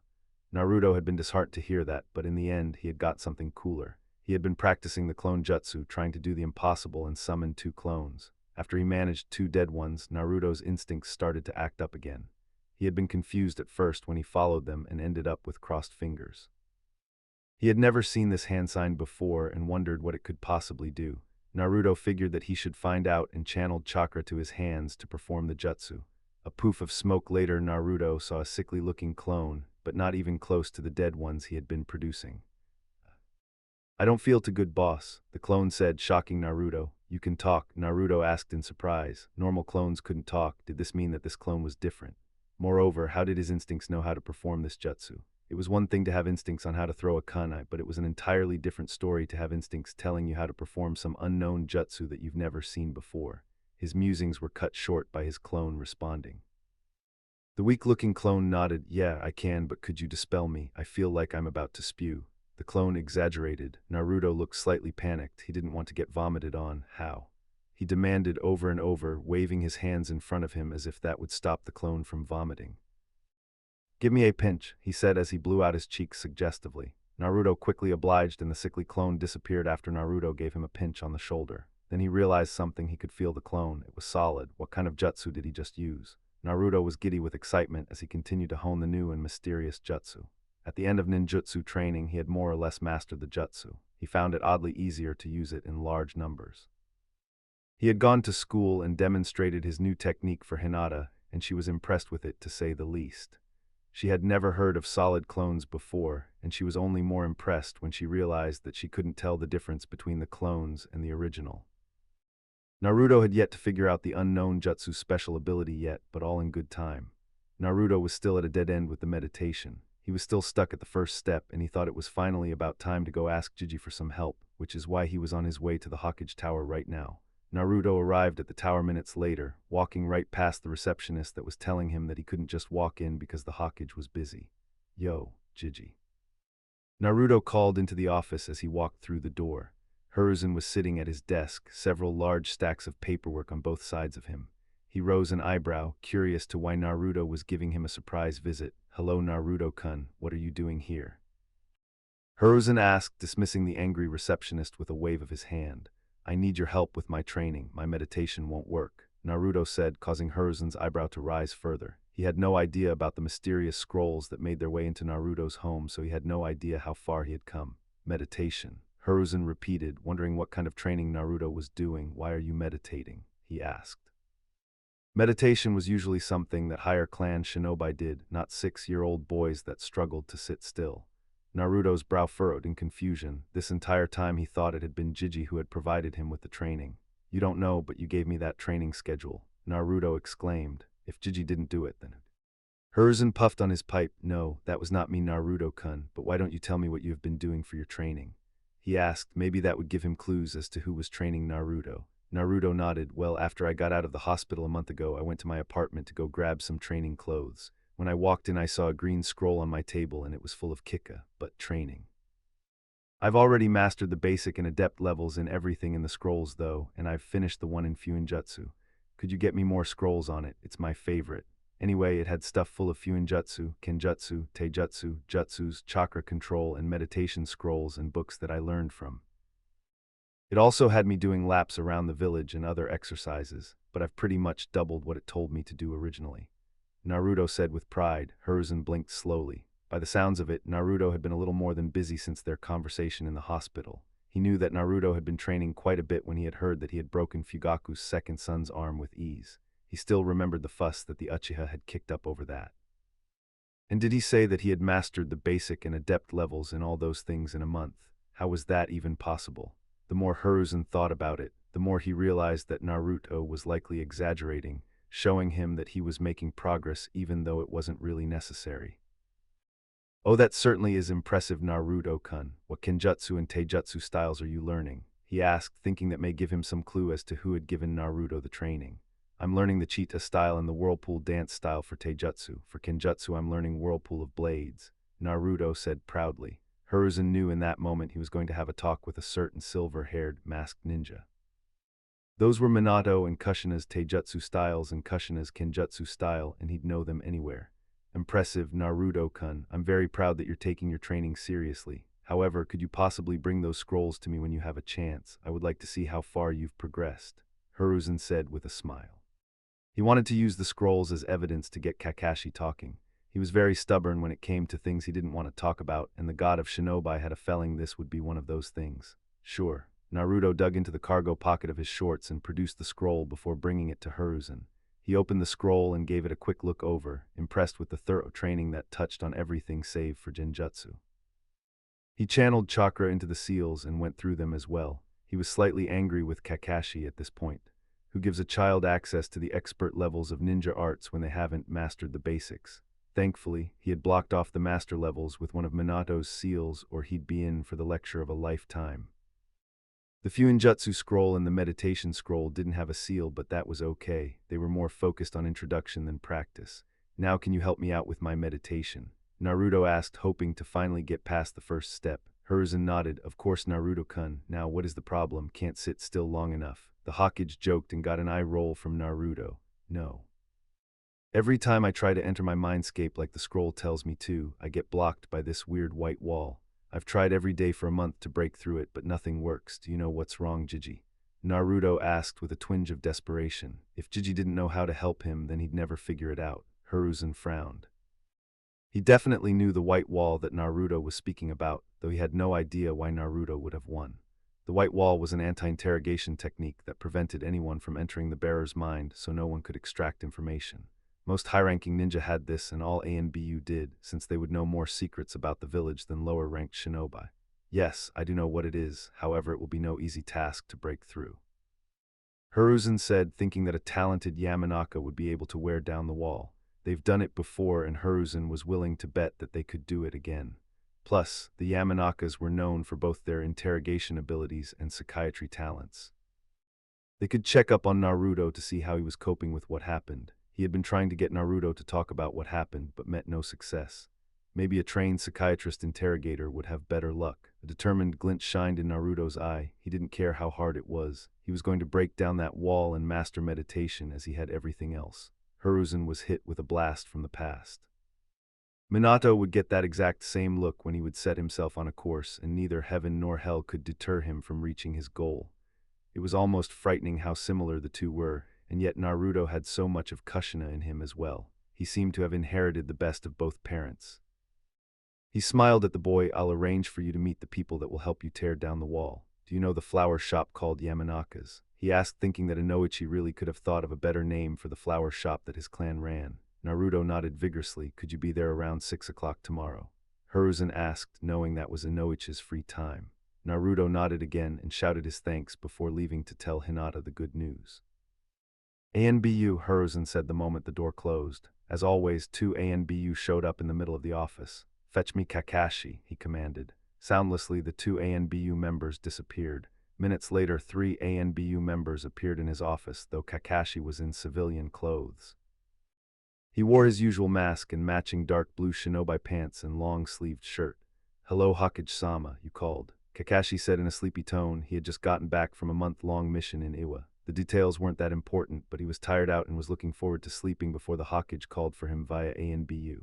Leave us, Hiruzen commanded his bodyguards, and everyone save the Hokage, and Kakashi left the room.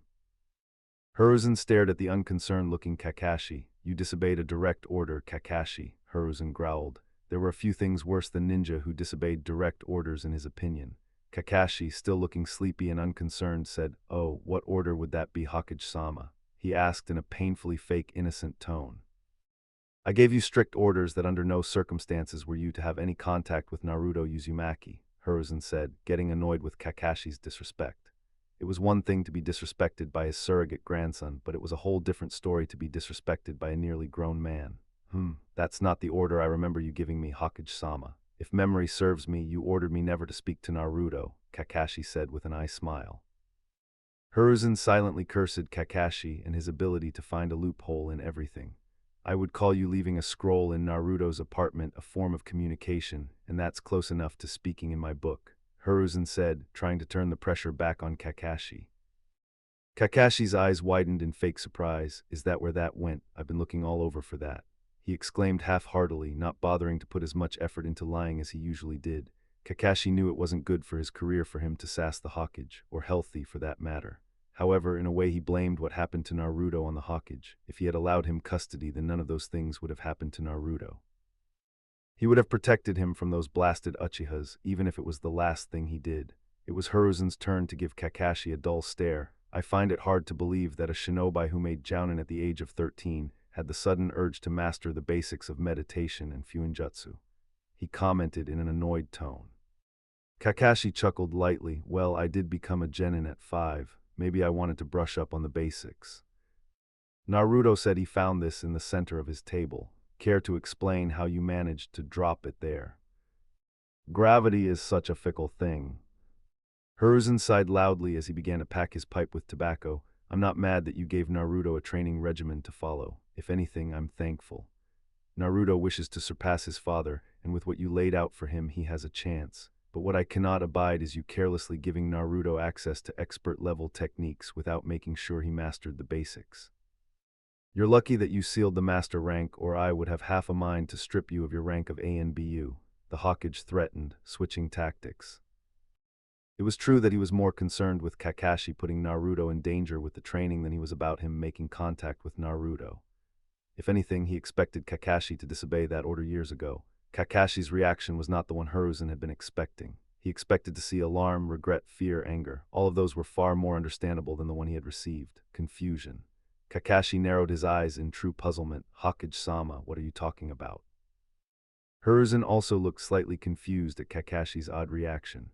Naruto showed up in my office mere minutes ago and showed me scrolls that only had the master levels sealed off, he explained again, honestly baffled with Kakashi's confused tone. No, it can't be possible, Kakashi thought. May I see the scrolls, Hokage-sama? Kakashi asked, abandoning his disrespectful tone. Hiruzen tossed the scroll. He wanted to see where Kakashi was going with this. Kakashi immediately opened the scroll and unsealed the scrolls in them, examining each one. His one visible eye grew wider with each scroll. This can't be possible, he denied. Explain what is going on, Kakashi, Hiruzen commanded. Kakashi looked like he had seen a ghost.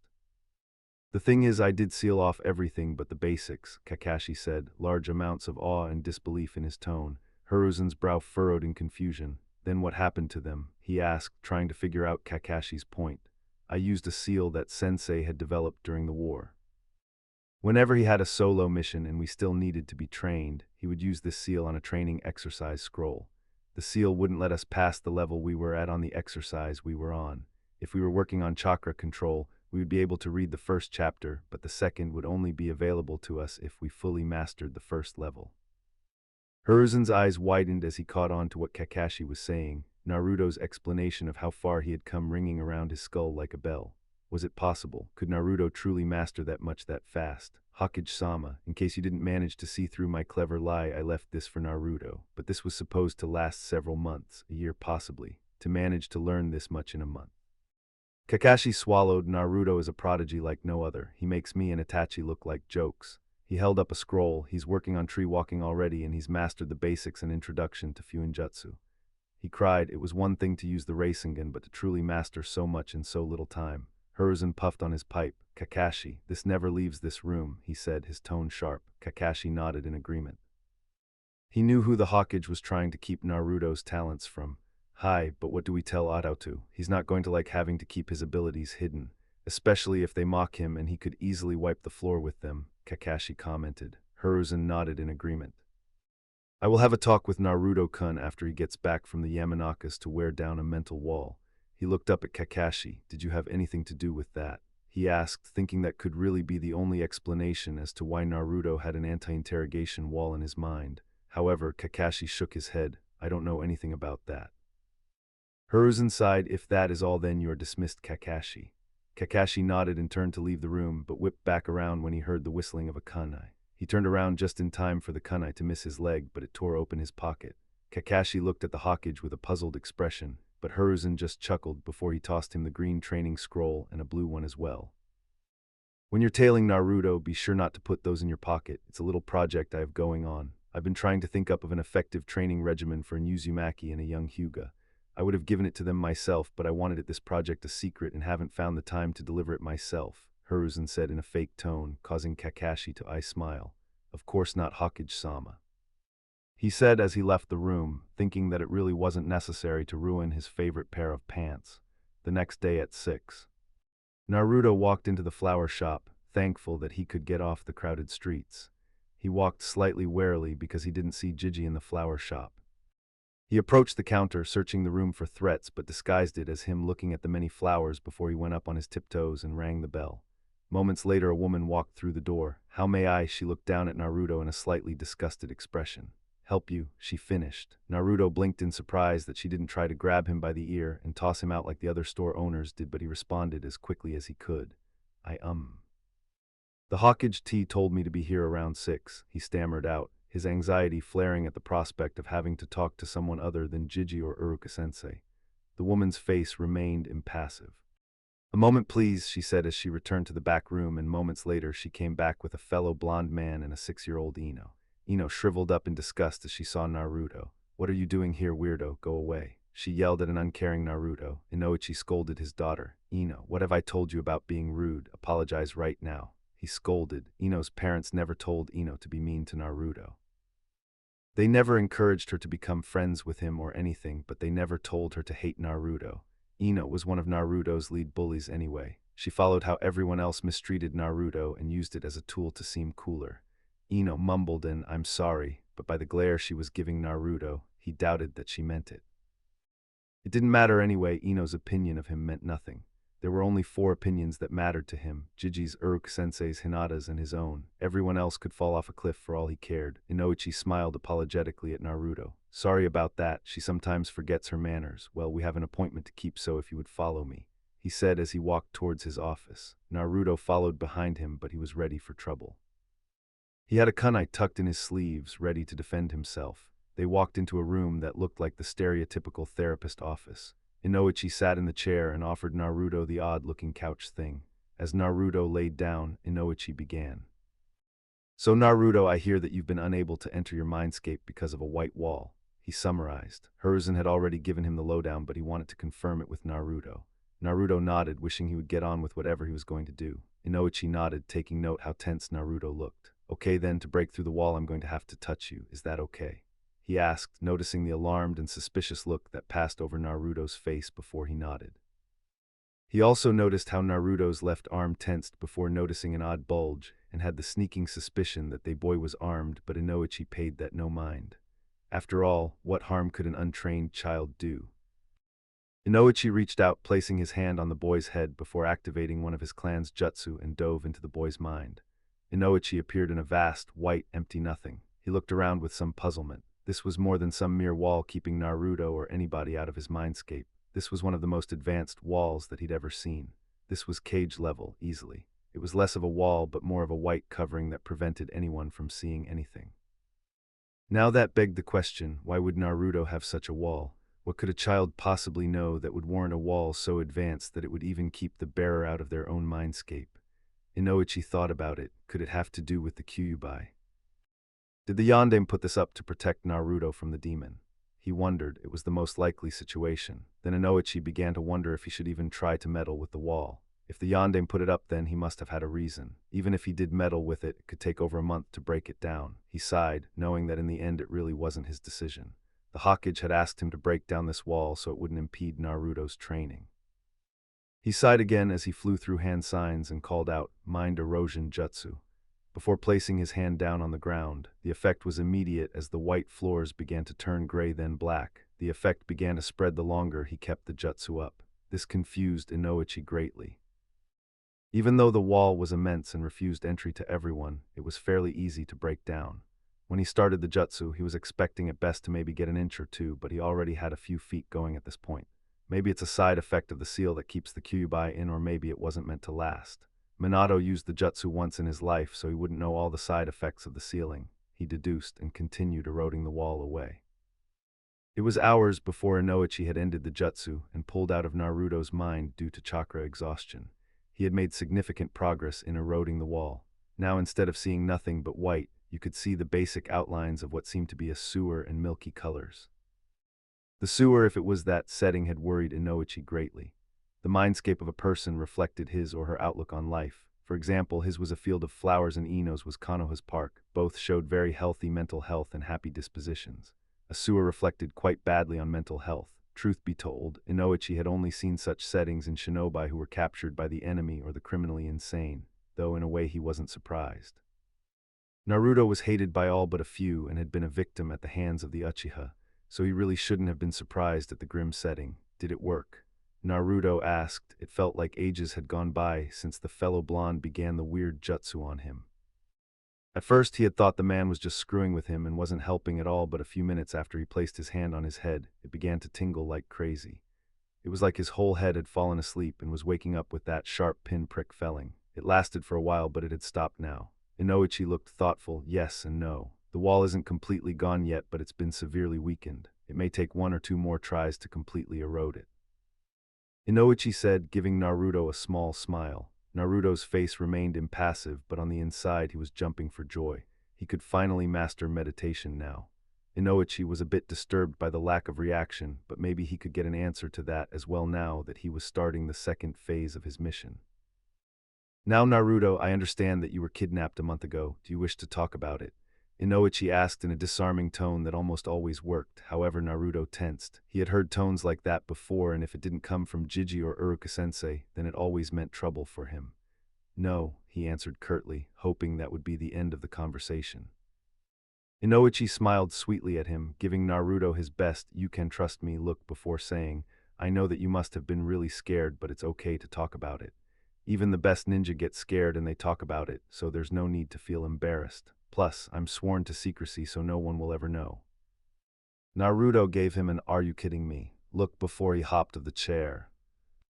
We're done here, he said as he showed himself out. Inoichi blinked in surprise, dumbfounded why that wouldn't work. It always worked with kids. Then he remembered a very important detail.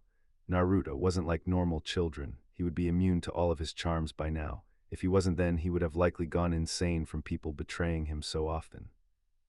He sighed as he pinched his nose in frustration, angry with himself for making such a rookie mistake before he set off to deliver the news to the Hokage.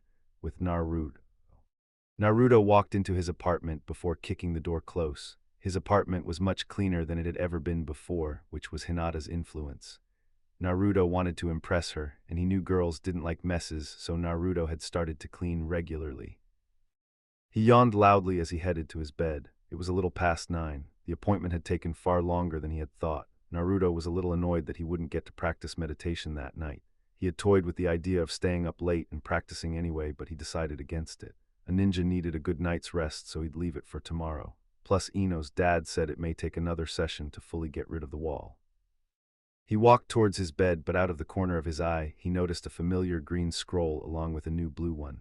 He changed course with excitement as he picked up the new blue scroll. He already knew what the green one had in it. Naruto, I've developed a training schedule for you and Hinata. Inside the storage seals are training supplies such as weights, training weapons, targets, and books that will help you in your shinobi careers.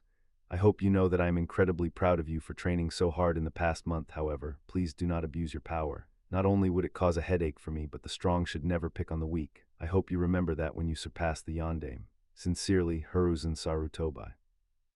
Under Jiji's note was an explanation of how to unseal the thing, but he didn't need it. Naruto smiled brightly at reading Hiruzen's note. It was like Jiji had no doubt that he would surpass the yondaime. He was also immensely happy that Jiji had also made a training schedule for Hinata. They had been more or less making it up as they went along, and in Naruto's opinion, he was gaining more than she was, and that bothered him immensely. However, when he voiced his concerns to Hinata, she had told him that she was happy with her progress, but Naruto still felt he was taking advantage of her. If Naruto knew the truth, he would realize that in many ways she was surpassing his progress, though not in ninja arts. Her self-confidence has been steadily increasing, and she was losing some of her timidness. It was likely that she would always be a soft-spoken person, but she could make a stand when she needed to. Naruto opened up the scroll further and unsealed some of the seals, and like Hiruzen said, there were weights and other things. What caught his eye were the variety of books. One was on human anatomy. His guess was that it was for Hinata because she would be able to master the art fully due to her Bayukagen. One was the intro to chakra manipulation. Naruto guessed was for him, a training schedule for Hinata, and lastly, and in Naruto's opinion, the best gem of the pile, A few scrolls on the legendary Minato Namikaze, the yellow flash of Kohona. Naruto was absolutely ecstatic that he got to learn more about his idol. Most were about the major role he had played in the Third Shinobi War, but there was one that was about the several jutsus he had created and how he had used them. It was published by Iwa and Kumo to warn their ninja how to best avoid Minato's attacks, but in the end it didn't really matter. Naruto was cackling with excitement, screw sleeping. He was going to read these sweet pieces of literature, with Inoichi and the Hokage. Inoichi stood in the Hokage's office ready to begin his report on Naruto's mental health and the status of the wall. "You may begin your report, Inoichi-san," Hiruzen said in a tired tone. "It has been a long day." "Hi, my session to destroy Naruto's mental wall went incredibly well. The wall was far more advanced than I had anticipated, however it was broken down fairly easily," he began. "Oh, why was it so easily broken down if it was so advanced?" Hiruzen asked. Despite being the Hokage and the god of shinobi, he had some trouble fully understanding the matters of mental jutsu. Inoichi seemed to think about it for several seconds. "There are a few reasons that I can think of. The first one is that the wall was a side effect of the seal that the Yondaime used, so while it would keep out Naruto and other untrained interrogators, but it couldn't keep out a shinobi of a higher caliber. The second scenario is that the Yondaime put up the wall on purpose so Naruto couldn't have access to the Kyuubi until a certain age, but I just sped up the process," Inoichi explained. Then one more thought struck him. Or possibly that the Yondaime made the wall so that the Kyuubi couldn't influence Naruto, but due to the fact he was dying, he could only make a wall that blocked on one side. Inoichi said, a sliver of fear making its way into his gut. Had he just screwed up Minato's last act to protect his son? Had he just diminished the one wall that protected Naruto from the demon, with Naruto? It was 2 o'clock in the morning when Naruto decided to put the book down. He was beginning to go cross-eyed from reading for so long. He yawned loudly as he placed his book on the floor beside his bed and turned off the light before going to sleep. Naruto opened his eyes to the surroundings of a sewer, or that's what he thought it was. Everything had a very milky red color, and you could only tell where things were because of the faint black outline. "Where am I?" Naruto asked himself. Did someone throw him in a sewer and he just didn't wake up? Naruto tossed the ridiculous idea away. Not only was he a light sleeper, but the sewer that he was in looked like a poorly drawn sketch. "Come me," said a deep but shaky voice, sounding like a radio that was losing signal. Naruto looked around for where the voice was coming from, but it seemed to be coming from everywhere at once. "To me, human," Naruto let out an annoyed sigh. "Where are you?" he yelled, hoping the strange voice would tell him. "Fall instincts," the voice responded. Naruto cocked his head in confusion. "Follow my instincts, is that what he's trying to say?" he thought before he started walking. He had no destination planned, he simply followed where his feet thought he should go. He got lost incredibly easily because everything looked the same, but many minutes later, or hours, he began to notice subtle differences in the sewer. The walls had more color in them and the shadows began to look darker instead of their pale, grayish color. Things were more defined, so he stopped bumping into things. Naruto examined the walls with curiosity. Why were they red? Why didn't this sewer stink? All of his questions were answered minutes later when he walked into a large room that looked like it was half the size of Kohona. At the far end, there was a cage that seemed to take up the entire far wall. He continued walking until he was at the center of the room where he felt like he should stop. "Ah, so this is the runt that acts as my jailer. I must say, you're much smaller than I had expected," the voice said behind the cage, 2 giant red eyes opening and focused on Naruto. Naruto stumbled back a few steps. "Who are you?" He yelled at the source of the voice, confused as to how something so big was locked in a sewer underneath Konoha. "Kyukuku, you're very brave or very foolish for addressing in such a way. I am the Kyuubi no Yoko human and you will treat me with respect," the Kyuubi said, a threat implied in his tone. The Kyuubi had been trying to get in contact with its third Jinchuriki, but with no success until now. For whatever reason, the white wall that had prevented him from influencing his new jailer had been eroded enough that he could reach out while the child, or was he an adult? All humans looked alike to him. Back to the point, the connection was shaky at first, but now he was in the same room. It was much easier to communicate. Naruto fell back on his backside as he looked up at the Kyuubi with a fearful expression. This was the monster that had killed the Yondaime. The Kyuubi smiled savagely at Naruto, enjoying the fear in Blonde's eyes. "What are you doing here? Why aren't you dead?" Naruto demanded. He had been told his entire life that his hero had killed the Kyuubi with his final breath. What was it doing down here in some sewer? "Ha, as if one of you hairless apes could ever have hope of killing me. Your leader made a deal with the Shinigami, and I was sealed inside of you," the Kyuubi added reluctantly. In a way, he respected the blonde human for managing to do something so brave as to sell his soul to the king of the dead, but on the other paw, he hated him for taking his freedom away again. Naruto was silent for almost 10 minutes, trying to comprehend what the Kyuubi had said. What? He yelled in total disbelief. Did it just say that it was sealed inside of him? Naruto knew it was possible because he had read about Jinchuriki in the library, but he certainly never thought he was one. Sure, he could see similarities between the way Jinchuriki and he were treated, but who assumes that they have a demon inside of them? I do not enjoy repeating myself, human. You heard me correctly the first time. Naruto laid on his back with his hands covering his face, muttering denials, but the evidence was there right in front of him telling him it was so. Not only that, but he could remember more than a few times people had called him Kyuubi brat. He had chalked this up to him being born on October 10th, or that the Kyuubi was used as a way to damn something, or him in most cases. You're sealed inside of me, he muttered into his hands, slowly coming out of his shock. The Kyuubi watched Naruto in idle amusement. He couldn't wait to see the brat's reaction when he fully realized that he was a Jinchuriki. It would be the most amusement he's had in years. That really fucking sucks, Naruto said as he sat back up. Naruto didn't curse often, but he knew how to, seeing as people often curse it at him.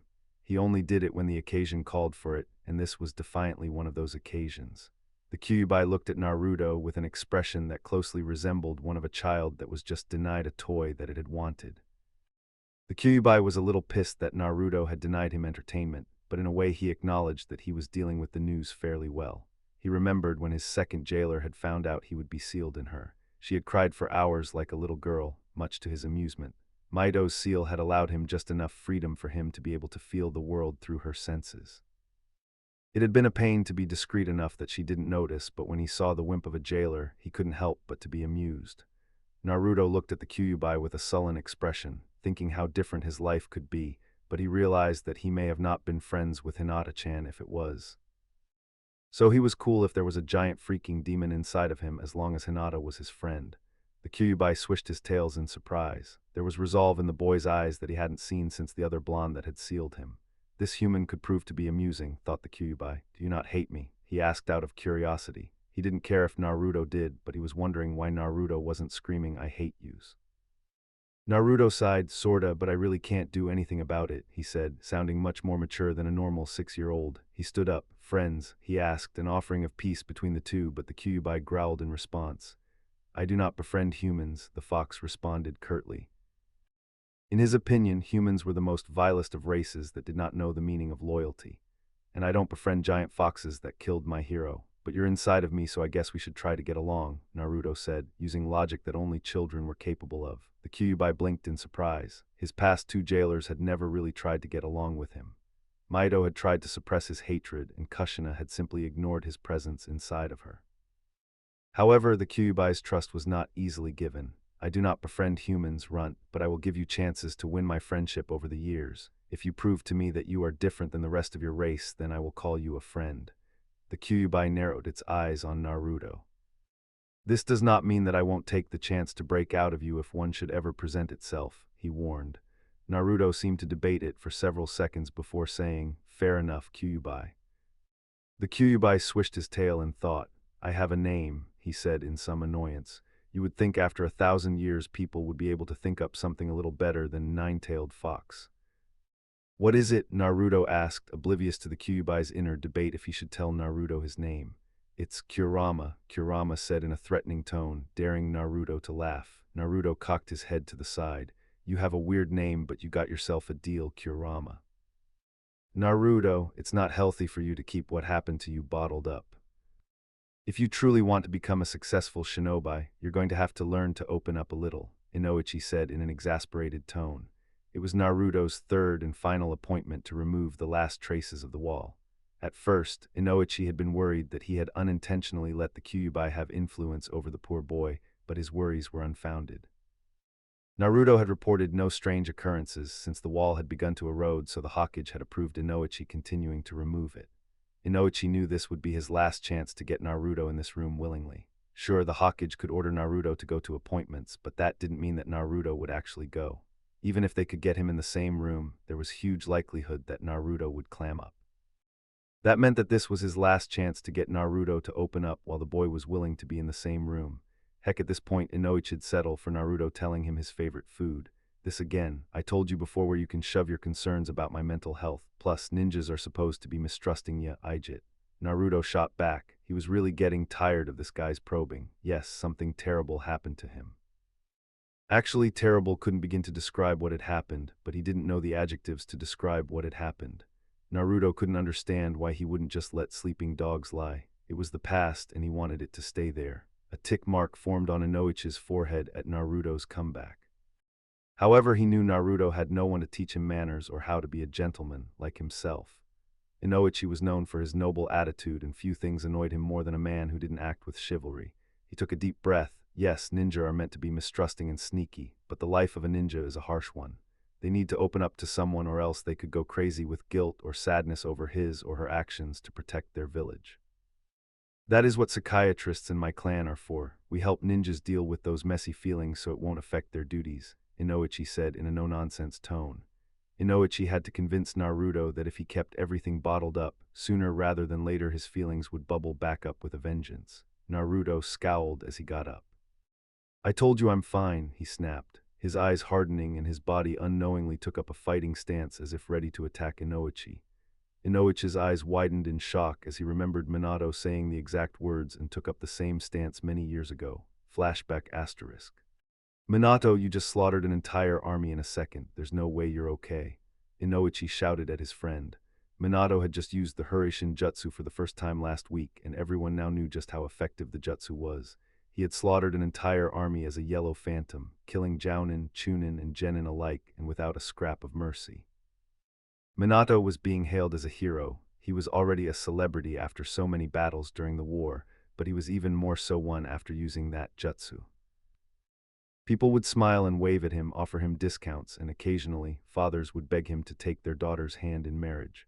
Those had stopped when they had felt the wrath of the Red Death. However, none of them could see what Inoichi saw. He saw through the bashful yet confident facade that Minato used for the public. He saw the self-loathing and the anger instead of the goofy smile and carefree attitude. Minato had created an amazing jutsu, one that took nowhere near the usual amounts of chakra that every other S-rank jutsu took, and the only real side effect was some dizziness. That's how everyone saw the jutsu, but Inoichi knew that using the jutsu like Minato did had harmful mental side effects. While the jutsu wasn't harming Minato physically, it was doing a number on his mental health. Minato was a kind and protective soul. Truth be told, Inoichi didn't think he was truly cut out for the shinobi life. Minato wore his heart on his sleeve for everyone to see, which was one of the things that made him so great, but it was also the reason that Inoichi thought he should never use Hurricane in battle again. Minato couldn't handle the fact that he was becoming a butcher. He killed over 100 shinobi ninja the first time he used it, and the demand would only get higher. By the end of this war, Minato could end up killing thousands. I told you I'm fine, Inoichi, it's no big deal. Minato lied smoothly. He hated to lie to his friend, but he didn't want anyone to know how guilty he felt. Not even Kushina could know, although Minato was sure she already had an idea. He had sleepless nights, haunted by the images of him ruthlessly cutting down shinobi like they were grass.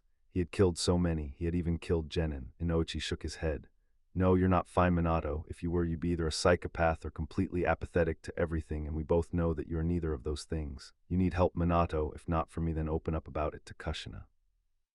Inoichi pleaded to his friend. He was terrified that a jutsu like this would turn someone like Minato into a heartless butcher. Minato shook his head. I told you I'm fine, Inoichi. There's no need to keep asking me to open up about something that isn't a problem, Minato said in forced carelessness. Inoichi shook his head again. Minato, you need.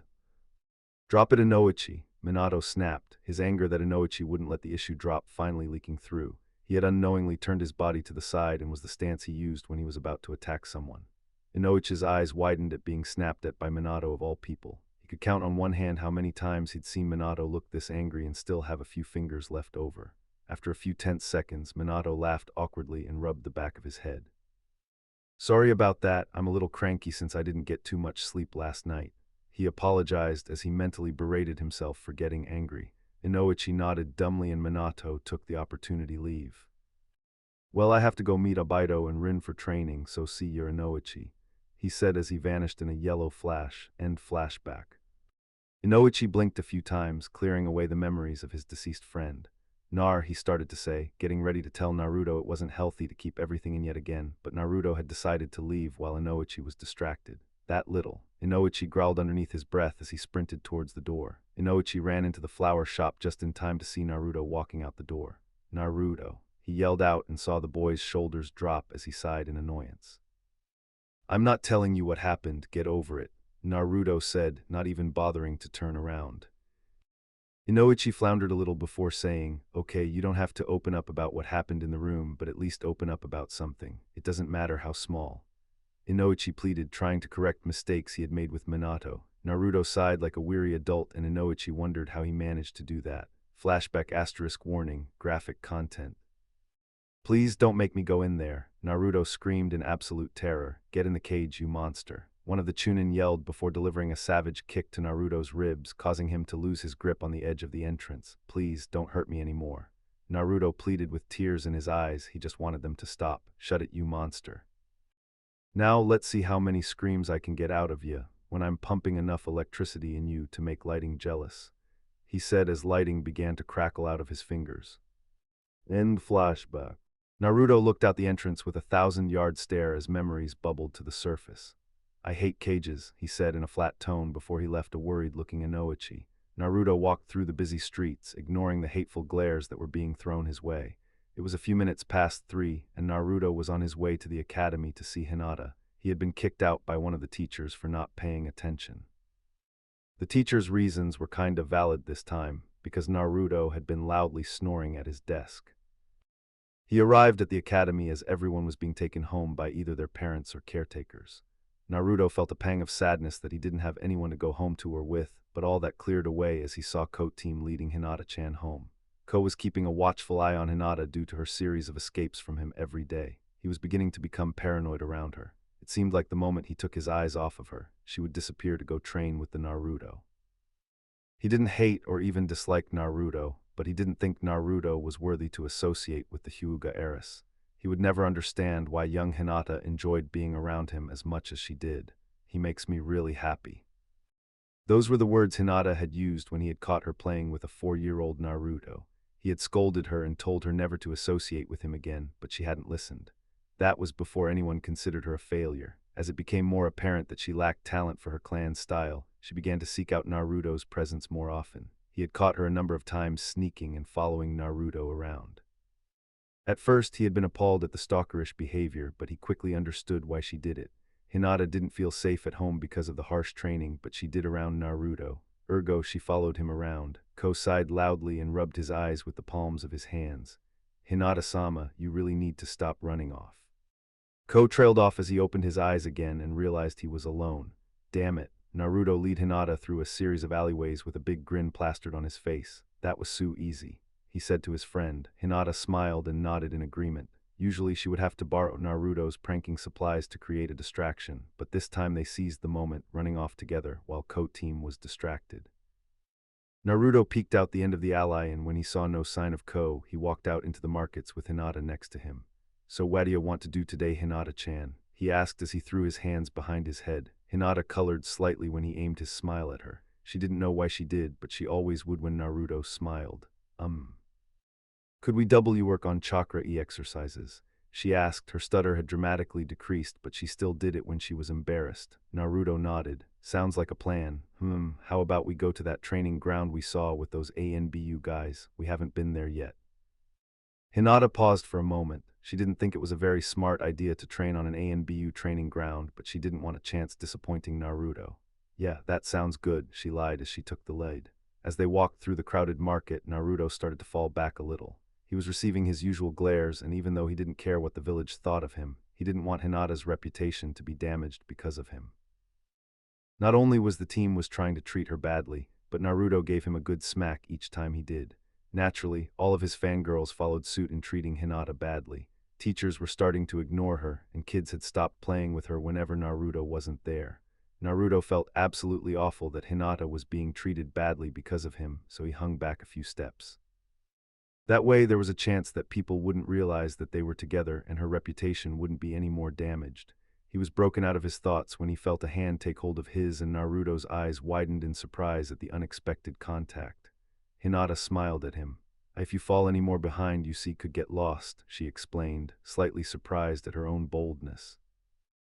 Naruto smiled back. Thanks, he said as he allowed Hinata to lead him to the training field. Naruto hung off the bottom of a branch, using only his chakra to stick. I finally reached the top, he exclaimed to Hinata, who was struggling not to be submerged into the water she was standing in. However, when she went to look up to congratulate her friend, her concentration broke and she was dunked into the water. Naruto hopped down to make sure she was okay, but she was already out of the water by the time he got there. You okay, Hinata-chan? Naruto said as he helped brush the excess water off of her. Hinata nodded. I'm fine, Naruto-kun, and no need to worry, she said, giving Naruto a reassuring smile. She didn't fully understand why Naruto was sometimes like a mother hen towards her. Sometimes it bothered her, like he was implying that she wasn't strong enough to protect herself. She knew she wasn't, but that wasn't the point. However, she knew that Naruto didn't have a family or anything except for the Hokage and Uruka-sensei, both of which he hardly saw. So she kinda understood why Naruto would act overprotective of her, like how he broke Sasuke's arm when he called her a pale-eyed freak. He was protecting the only person he considered family. Naruto let out a relieved sigh. That's good, sorry for breaking your concentration, Naruto apologized, knowing that he had been the reason for her fall in the lake. As Hinata finished wringing herself dry, Naruto stood lookout for Ko-team. It had been a few hours since they started training and they had decided to risk staying in one spot. There weren't many places that had a pond that they hadn't been to already. Fire release, Phoenix flower jutsu. Water release, exploding water shock wave. Two ninja yelled as they entered the clearing, both dressed in ANBU armor and fighting against each other. Naruto grabbed Hinata and used his body as a shield when he saw the pond rise up and crash over them, overpowering the fire jutsu. Naruto felt the water slam down on his back, cracking a few ribs in the process, as he held on to Hinata to prevent her from being swept away. The powerful current swept them both away towards the two ANBU ninjas, both of whom had no idea about the children's presence. The two ANBU used two more water jutsu. Naruto didn't catch their names because he was still submerged, and the disturbance forced the still submerged children to change course. Naruto didn't know where they were going, but he knew that he and Hinata needed air. His lungs were burning, screaming for oxygen, and he could only imagine that Hinata was worse off. She hadn't seen the huge wave coming since her back was turned, so she didn't have time to take a deep breath like Naruto had. Naruto opened his eyes underwater, ignoring the salt water stinging at his eyes, and tried to get a sense of direction. It was lucky that he chose to open his eyes at that moment because he saw the tree that was rapidly approaching. Focusing chakra to his feet, he quickly flipped underwater and hit the tree with his feet. Naruto would have been fine, but the current had him moving rather fast, and when you combine that with the fact he had almost a ton of water adding pressure, it was understandable when Naruto's legs fractured in several places. Naruto forced back a grunt of pain as he landed that would only waste air and time. He held himself in place until the torrent of water subsided and collapsing to the ground when it finally did. He hissed in pain as he landed on his back, Hinata falling on top of him not helping in the slightest, and he was sure a rib or two had given out. Hinata began to violently cough as she crawled off Naruto, who was gasping for air and hissing in pain every time he did so. Are you cough, alright, and Naruto-kun? She asked, noticing how he was holding his ribs and his right shin. Naruto nodded weakly. Yeah, I'll be fine. Are you okay, Hinata-chan? He asked as he forced himself up. He was vaguely aware of the two ANBU ninjas still fighting somewhere off to the side, but his focus was on Hinata. She nodded that she was fine. We should tell those N ninja that we're here. So we can leave before we get more hurt, she reasoned, but Naruto looked doubtful. He figured that it'd probably be safer to climb up the tree and wait them out. However, before he could voice his thought, Hinata got up and started to walk towards the fighting. She didn't have to walk far because the two ninjas suddenly appeared, going at each other in a fierce taijutsu match. Hinata eeped loudly as the two suddenly appeared, which was a very big mistake. ANBU spars were in a totally different leg than normal spars. Instead of simply aiming to injure, they aimed to kill or maim their sparring partner. That way they would get the most out of training. Going all out gave them the feel that you would get in a war zone. Since they were ANBU, Konoha's first line of defense and offense, the experience was invaluable. However, due to the fact they were both completely immersed in the fight, they were both running on battle instincts. They were experienced and seasoned in ambushes, so when they heard a sound that wasn't natural in a forest, and since they were supposed to be completely alone, they reacted accordingly. Both shot kunai at the source of the eep, knowing that they had made a mistake the moment the weapons left their hands. It was too late for them to do anything about it. They could only watch in horror as their weapons rapidly approached a young girl. Hinata watched in terror as the kunai made their way towards her, one at her heart and the other at her eye. Time seemed to slow to a crawl as she watched her impending doom race towards her. It was totally different than the last time she had a brush with death. Last time, she had been too worried about Naruto to be frightened. Her concern for Naruto outweighed her concern for her own life. This time she was absolutely terrified. She didn't want to die yet. She was years too young and there was so much she wanted to do. She wanted to be friends with Naruto longer. She wanted to remove the evil seal on the Branch family. She wanted to continue to impress her father with her progress and show up those mean elders. She wanted to be a big sister to Hanabi. But she would get to do none of those things, for her life was about to end. As a last act of fear, Hinata shut her eyes. That way she wouldn't have to watch the moment that her life ended, but moments passed and her death didn't arrive. Timidly, she opened her eyes out of confusion. Had the kunai missed? Did she already die and she was just a ghost now? When she opened her eyes, she received her answer. The two kunai were hovering a mere inch away from her eye and heart, held by two sapphire arms of pure chakra. Hinata stumbled back in surprise and fell on her butt. She looked back behind her for the source of the odd arms. She saw Naruto with an outreached hand. A second arm of chakra reached out of it when his arms had been too short to do anything to stop the kunai. Naruto watched in horror as the two Anbu threw kunai at Hinata on reflex. He had tried to get up and run over to intercept them, but he was not fast enough and his legs were fractured in several places, making it impossible to run. He didn't know how he used these strange chakra arms. He had thrown out his hand in a pointless attempt to stop the kunai with anything that would save his friend. His prayers were answered when arms of chakra had burst from his palm and stopped the two kunai in the nick of time. The arms began to dissipate, dropping the weapons to the ground, and Naruto slumped over in exhaustion. He didn't know what that jutsu was, but it took a lot out of him. "What are you two doing here? You could have been killed," said the female Anbu with a cat mask. She recognized Naruto because she would sometimes guard him when Kakashi or Itachi were unavailable, and of course, she recognized the Hyuga heiress. Then it dawned on her that she had nearly killed the future clan head of one of the most respectable clans in Konoha. She gulped, thinking about just how much hell she would get if it for Naruto's odd jutsu. Sorry, Ambu-san, we were training and we couldn't get away when the fighting started," Hinata said, her stutter slightly returning because of the fear from her brush with death. "Hey kid, what was that jutsu you used?" asked the Anbu with a boar mask. He had never seen a jutsu like that before and wondered if it was a Kekkei Genkai that he didn't know about. Naruto looked down at his hand in puzzlement. "I don't know," he replied honestly. The cat Anbu looked at the two children. "Are you two okay?" she asked. Hinata seemed okay enough, but Naruto was clutching his ribs. Naruto nodded. "I'll be fine," he said, remarkably calm for a 6-year-old with broken ribs. Then again, he did have a remarkably high pain tolerance. She nodded. "We're taking you to the Hokage," she said in a professional tone before placing her hands on Hinata's shoulders as Boar did the same with Naruto as they both shunshined. Itachi walked through his clan's gates as he stifled a yawn. He and Kakashi had been on a mission to Kiri, and they were just now returning after being gone for a little over a week. He received nods from the two guards at the gates and returned them. That was one of the many little things that set Itachi above the rest of his clan. He knew that they were not Kami's gift to the world. He did not think himself above everyone simply because he was considered a prodigy. If anything, he would get annoyed when people would rant about his prowess in battle. Sure, he was talented in the shinobi arts, but he also worked hard to develop the skills that he had, not that his clan would accept that. They used him as proof that the Uchihas were better than everyone else, and that pissed him off to no end. He tried to reason with his kin, telling them that he wasn't great because of his special eyes. Kakashi had become a genin at 5, Chunin at 8, Jounin at 12, and Anbu at 13, he tried to tell them. He tried to argue that Kakashi had beaten him when it came to being gifted. He tried to prove that you weren't great because of your blood, but his pleading fell on deaf ears. Itachi sighed as he walked towards his home, eager to catch a nap in some of his mother's cooking, but when he neared his home, he saw Sasuke practicing the interceptor fist with a broken arm. He already knew that Naruto had broken his foolish little brother's arm, but he didn't hold it against Naruto.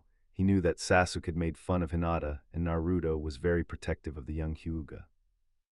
Then again, Kakashi had been bragging that his little brother had beaten Itachi's little brother up the entire trip, so maybe he did hold it against Naruto just a little bit. "Hello, Sasuke," Itachi said, startling his little brother. Sasuke whipped around in surprise. "Itachi," he exclaimed happily before wrapping his arm around his big brother's leg. Itachi grinned down at Sasuke. In moments like these, Itachi could easily picture the type of boy Sasuke could be without clan arrogance. His father seemed to double the arrogance in Sasuke because Itachi would have none of it. Sasuke had double the arrogance of the standard Uchiha and sometimes seemed to act like a psychopath. He wasn't a psychopath. He was simply following his father's instructions on how Sasuke needed to remind everyone of their place beneath the Uchiha.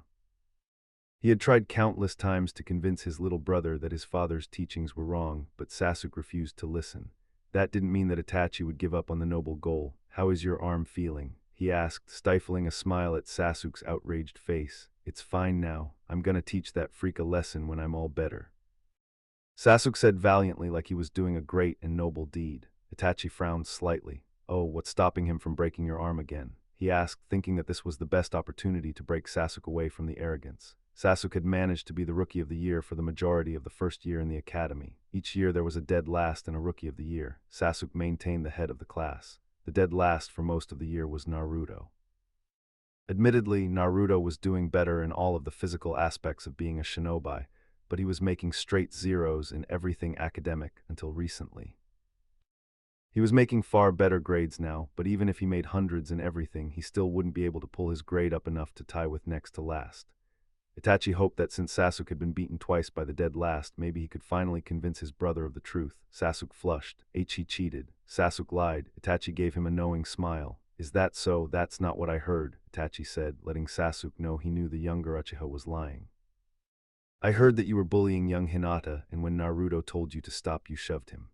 When Naruto didn't shove back, you shoved him again and kicked dirt in his eyes before trying to do the same to Hinata while calling her hurtful names. That's when Naruto grabbed your arm and told you to apologize.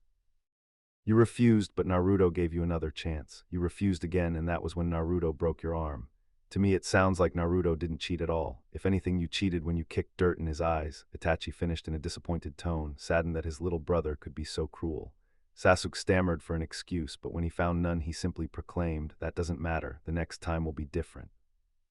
Itachi shook his head. "No, it won't. The next time you try to fight Naruto, the same thing, if not worse, will happen. Do you know why?" Itachi asked in a serious tone.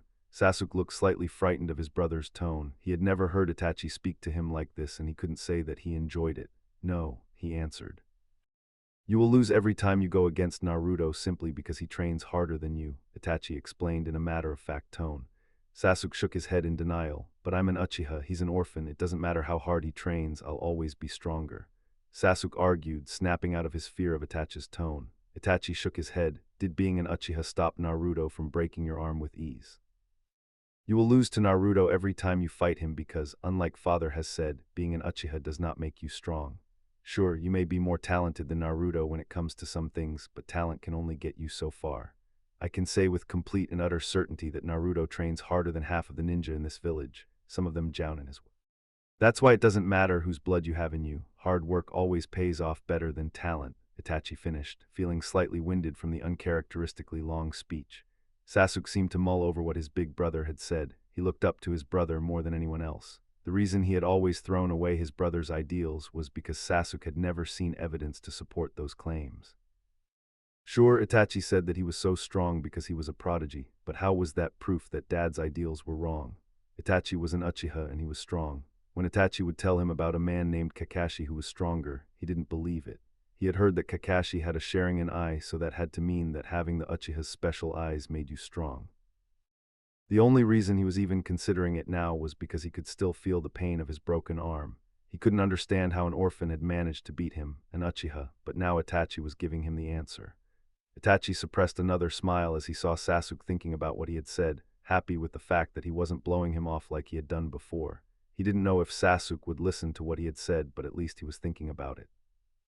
"Come on, let's go see if Mother has anything to eat," he said as he turned towards the house, Sasuke right behind him, with Naruto. Hinata, and the two ANBU arrived in front of the Hawkage office, startling his assistant. Hello, ANBU-sans. "The Hawkage is free at the moment if you wish to speak to him," she informed. Kat nodded, showing she had heard before she went to go knock on the door, but Naruto threw open the doors before she had the chance. "Yo, Gigi, some cool ANBU brought us here to see you," Naruto informed, causing Boar to wonder at the size of the balls this kid had. Not many had the guts to call the god of shinobi an old man, himself included. Hiruzen looked up from a mission report he had been reading and saw a devilish-looking Naruto barging into his office. Ah, Naruto, why exactly have my ANBU brought you here? You didn't get into trouble again, did you? He asked. When Naruto got in trouble, it meant paperwork for him. Naruto gave his surrogate grandfather a lopsided grin before the cat ANBU answered, "We found these two on training ground 12, Hokage-sama. Bor and I were engaged in a sparring match, and these two were nearly killed as a result." Hiruzen took a deep breath and pinned a look on a bashful-looking Naruto. "Naruto, what were you doing on an ANBU training ground?" he asked. Naruto rolled his eyes. "Me and Hinata-chan were training Jiji." "You may be going senile if you couldn't figure that out," Naruto said. He wasn't sure what senile meant, but he was sure it applied to old people. Naruto was acting like his old self for one reason: Hinata was in the room. He never got panic attacks or had anxiety issues when she was nearby. It was pretty bad when she wasn't, though. What a kid. "Oh, Naruto-kun, you should show more respect to the Hokage." "Kami, how does this brat put pants on?" Hiruzen sighed loudly. "How exactly did you find the training field? They are very well hidden," he asked, wondering if he should relocate some of the training fields if a child could find them. Then he remembered that Naruto wasn't like most children and that he needed to have a talk with the boy. "I dunno. Me and Hinata were running away from Ko-Team when we found a lake with a few ANBU by it. I decided since we haven't been there before, Ko-Team would have trouble finding us since it was an ANBU training field," Naruto explained. Hiruzen nodded. He knew about the deal between Hinata and her father. He looked at Kat. "You said that they almost died. Explain how that happened."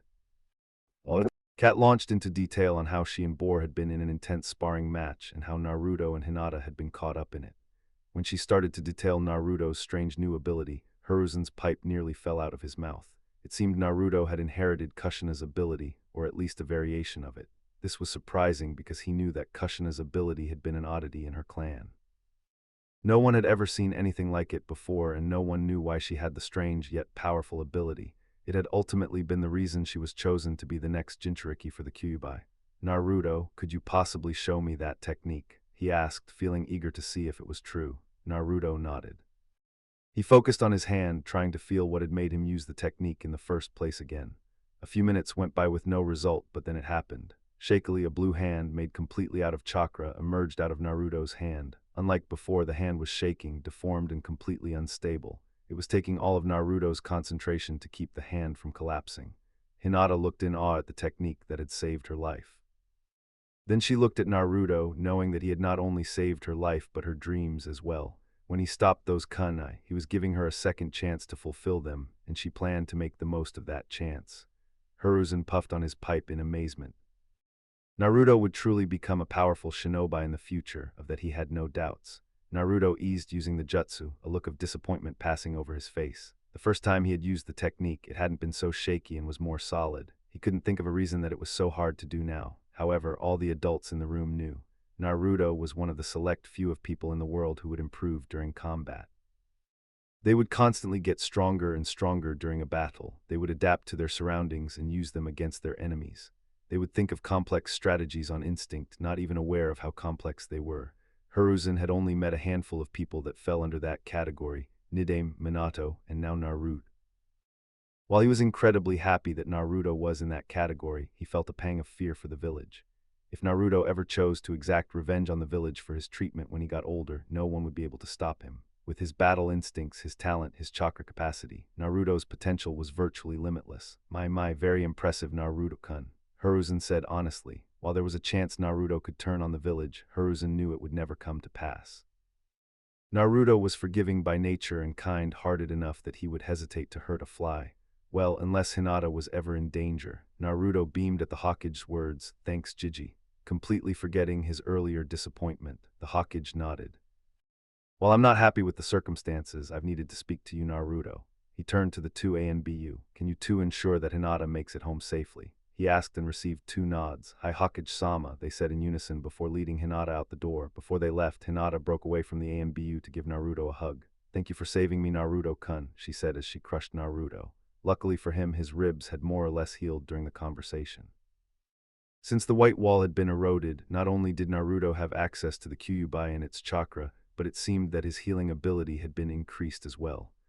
"You don't have to thank me. I'll always protect you, Hinata-chan," Naruto vowed with a smile.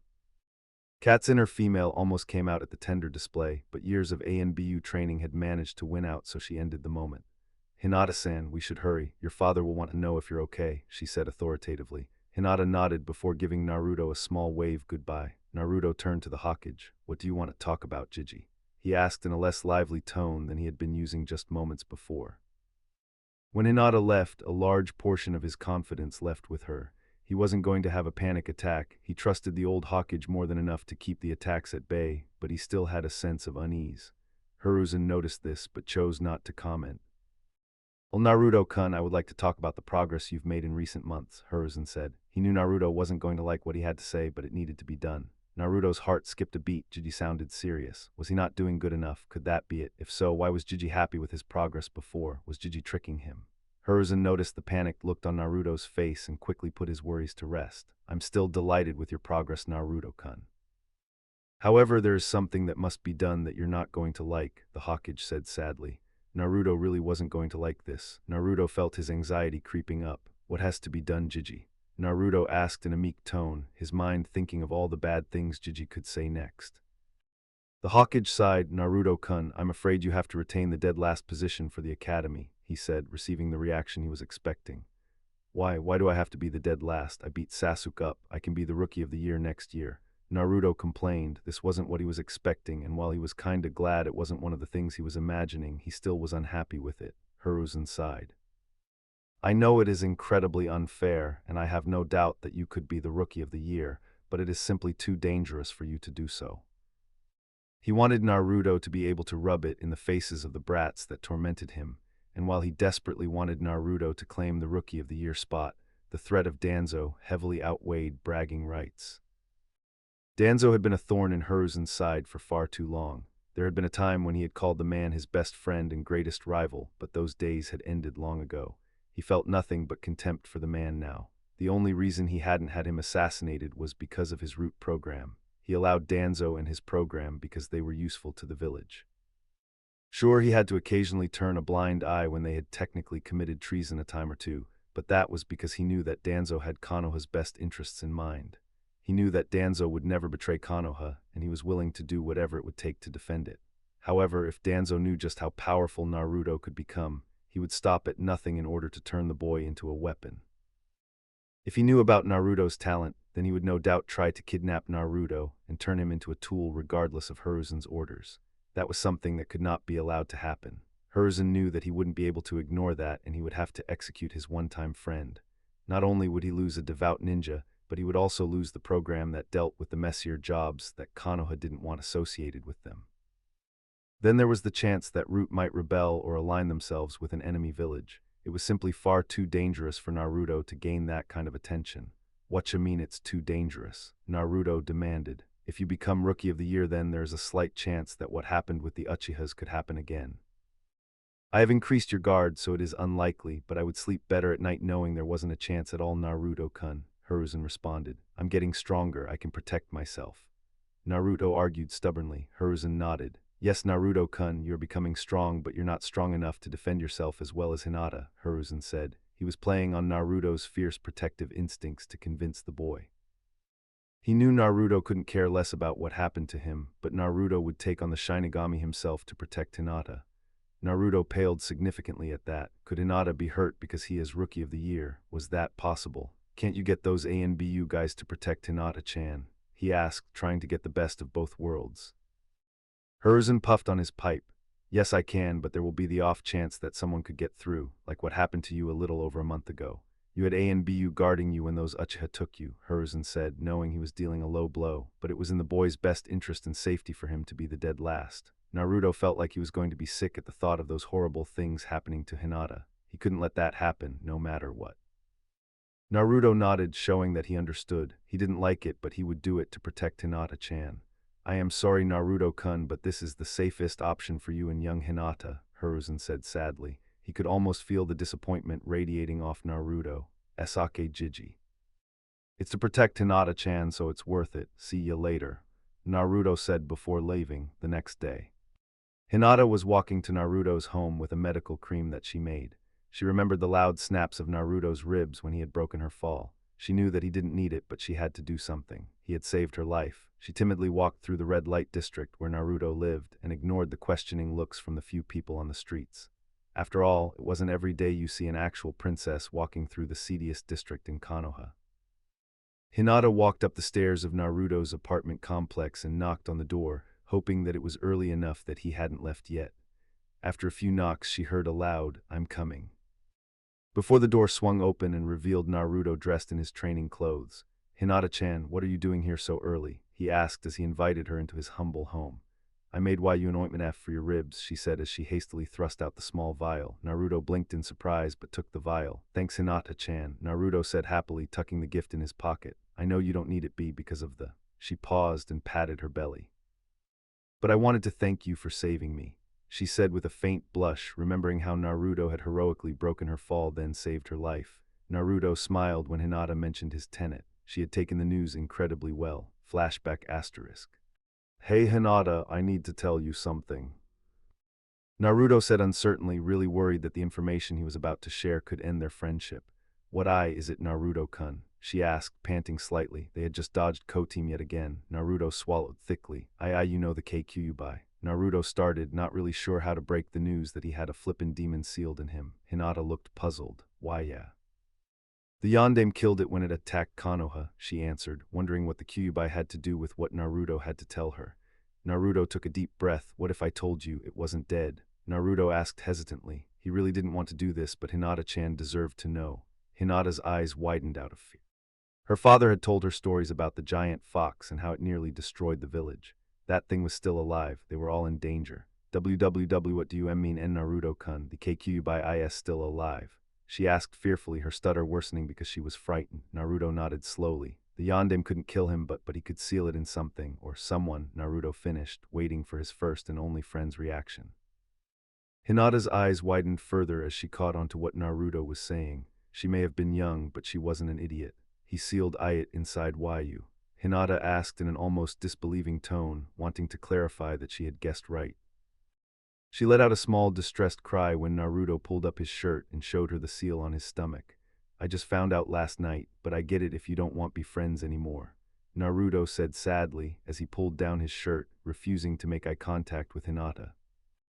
"How does he fit in your tummy?" Hinata asked. Naruto's head snapped up. That was her only question, how a giant fox managed to fit inside of him.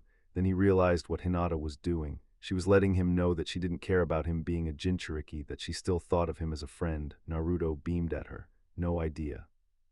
Flashback end asterisk. "You don't have to thank me, I'll always protect you," he vowed with a smile, causing the young Hyuga to blush. "And I'll do my best to protect you, Naruto-kun," Hinata vowed as well. Naruto grinned. "So, since you're already here, wanna train with me?" he asked and received an eager nod from Hinata. "Try to keep up," he said as he ran out the door. Later that day, Hinata struggled to walk down the stairs so she could go to lunch with Naruto. His morning workout left her feeling like jello, and she hadn't even completed a third of what Naruto did. She truly did not understand how he was enthusiastically waving his arm at her and not lying on the ground moaning in pain. "Hurry up, Hinata-chan, before someone takes our spot," he said without a trace of weariness in his voice. Hinata nodded and forced herself to move a little faster.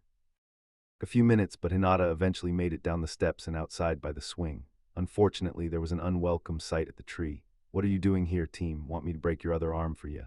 Naruto snarled and took a threatening step forward. Naruto couldn't stand Sasuke. He was a ringleader that made all of his followers shun Hinata-chan after they started to be friends. Sasuke scowled and was about to retort, but he stopped himself, remembering why he was there. "I'm sorry," Sasuke growled, using a word that was almost foreign to him. He wasn't happy that he was apologizing to two commoners, but he was trying to follow Itachi's teachings. Naruto and Hinata both blinked in surprise. They defiantly weren't expecting that. Naruto recovered from his shock first. "Sorry for what, team?" he demanded, not believing Sasuke in the slightest. Sasuke rolled his eyes. "I'm sorry for being mean," Sasuke almost spat out like the words were causing him pain. Hinata looked at Sasuke in surprise. "We accept your apology," she said, sending Naruto a look to keep him from arguing. Naruto saw the look and turned back to Sasuke. "Fine, we forgive you," he lied. He could never forgive someone who could have ordered the things done to him. Sasuke nodded and started to take his leave. "Wait, do you want to be friends?" Hinata asked, thinking that if Sasuke had apologized, then they could be friends now. It took everything Sasuke not to sneer at the offer at friendship. Why would he want to befriend the two outcasts of their class? No, I don't want to be friends with you. I'll just try not to be so mean. Sasuke more or less snapped at Hinata, but quickly scampered off when Naruto took a few steps in his direction, fully intending to snap his other arm for addressing Hinata-chan in such a way. That was odd, Naruto commented as they watched Sasuke retreat. Hinata nodded in agreement. While she was a bit saddened that she didn't make a new friend, she was still happy that Sasuke wouldn't try to bully them anymore. Well, let's eat lunch, Naruto said as he opened his lunch box. Finally guys, this story is over. If you enjoy then please like, share and do comments.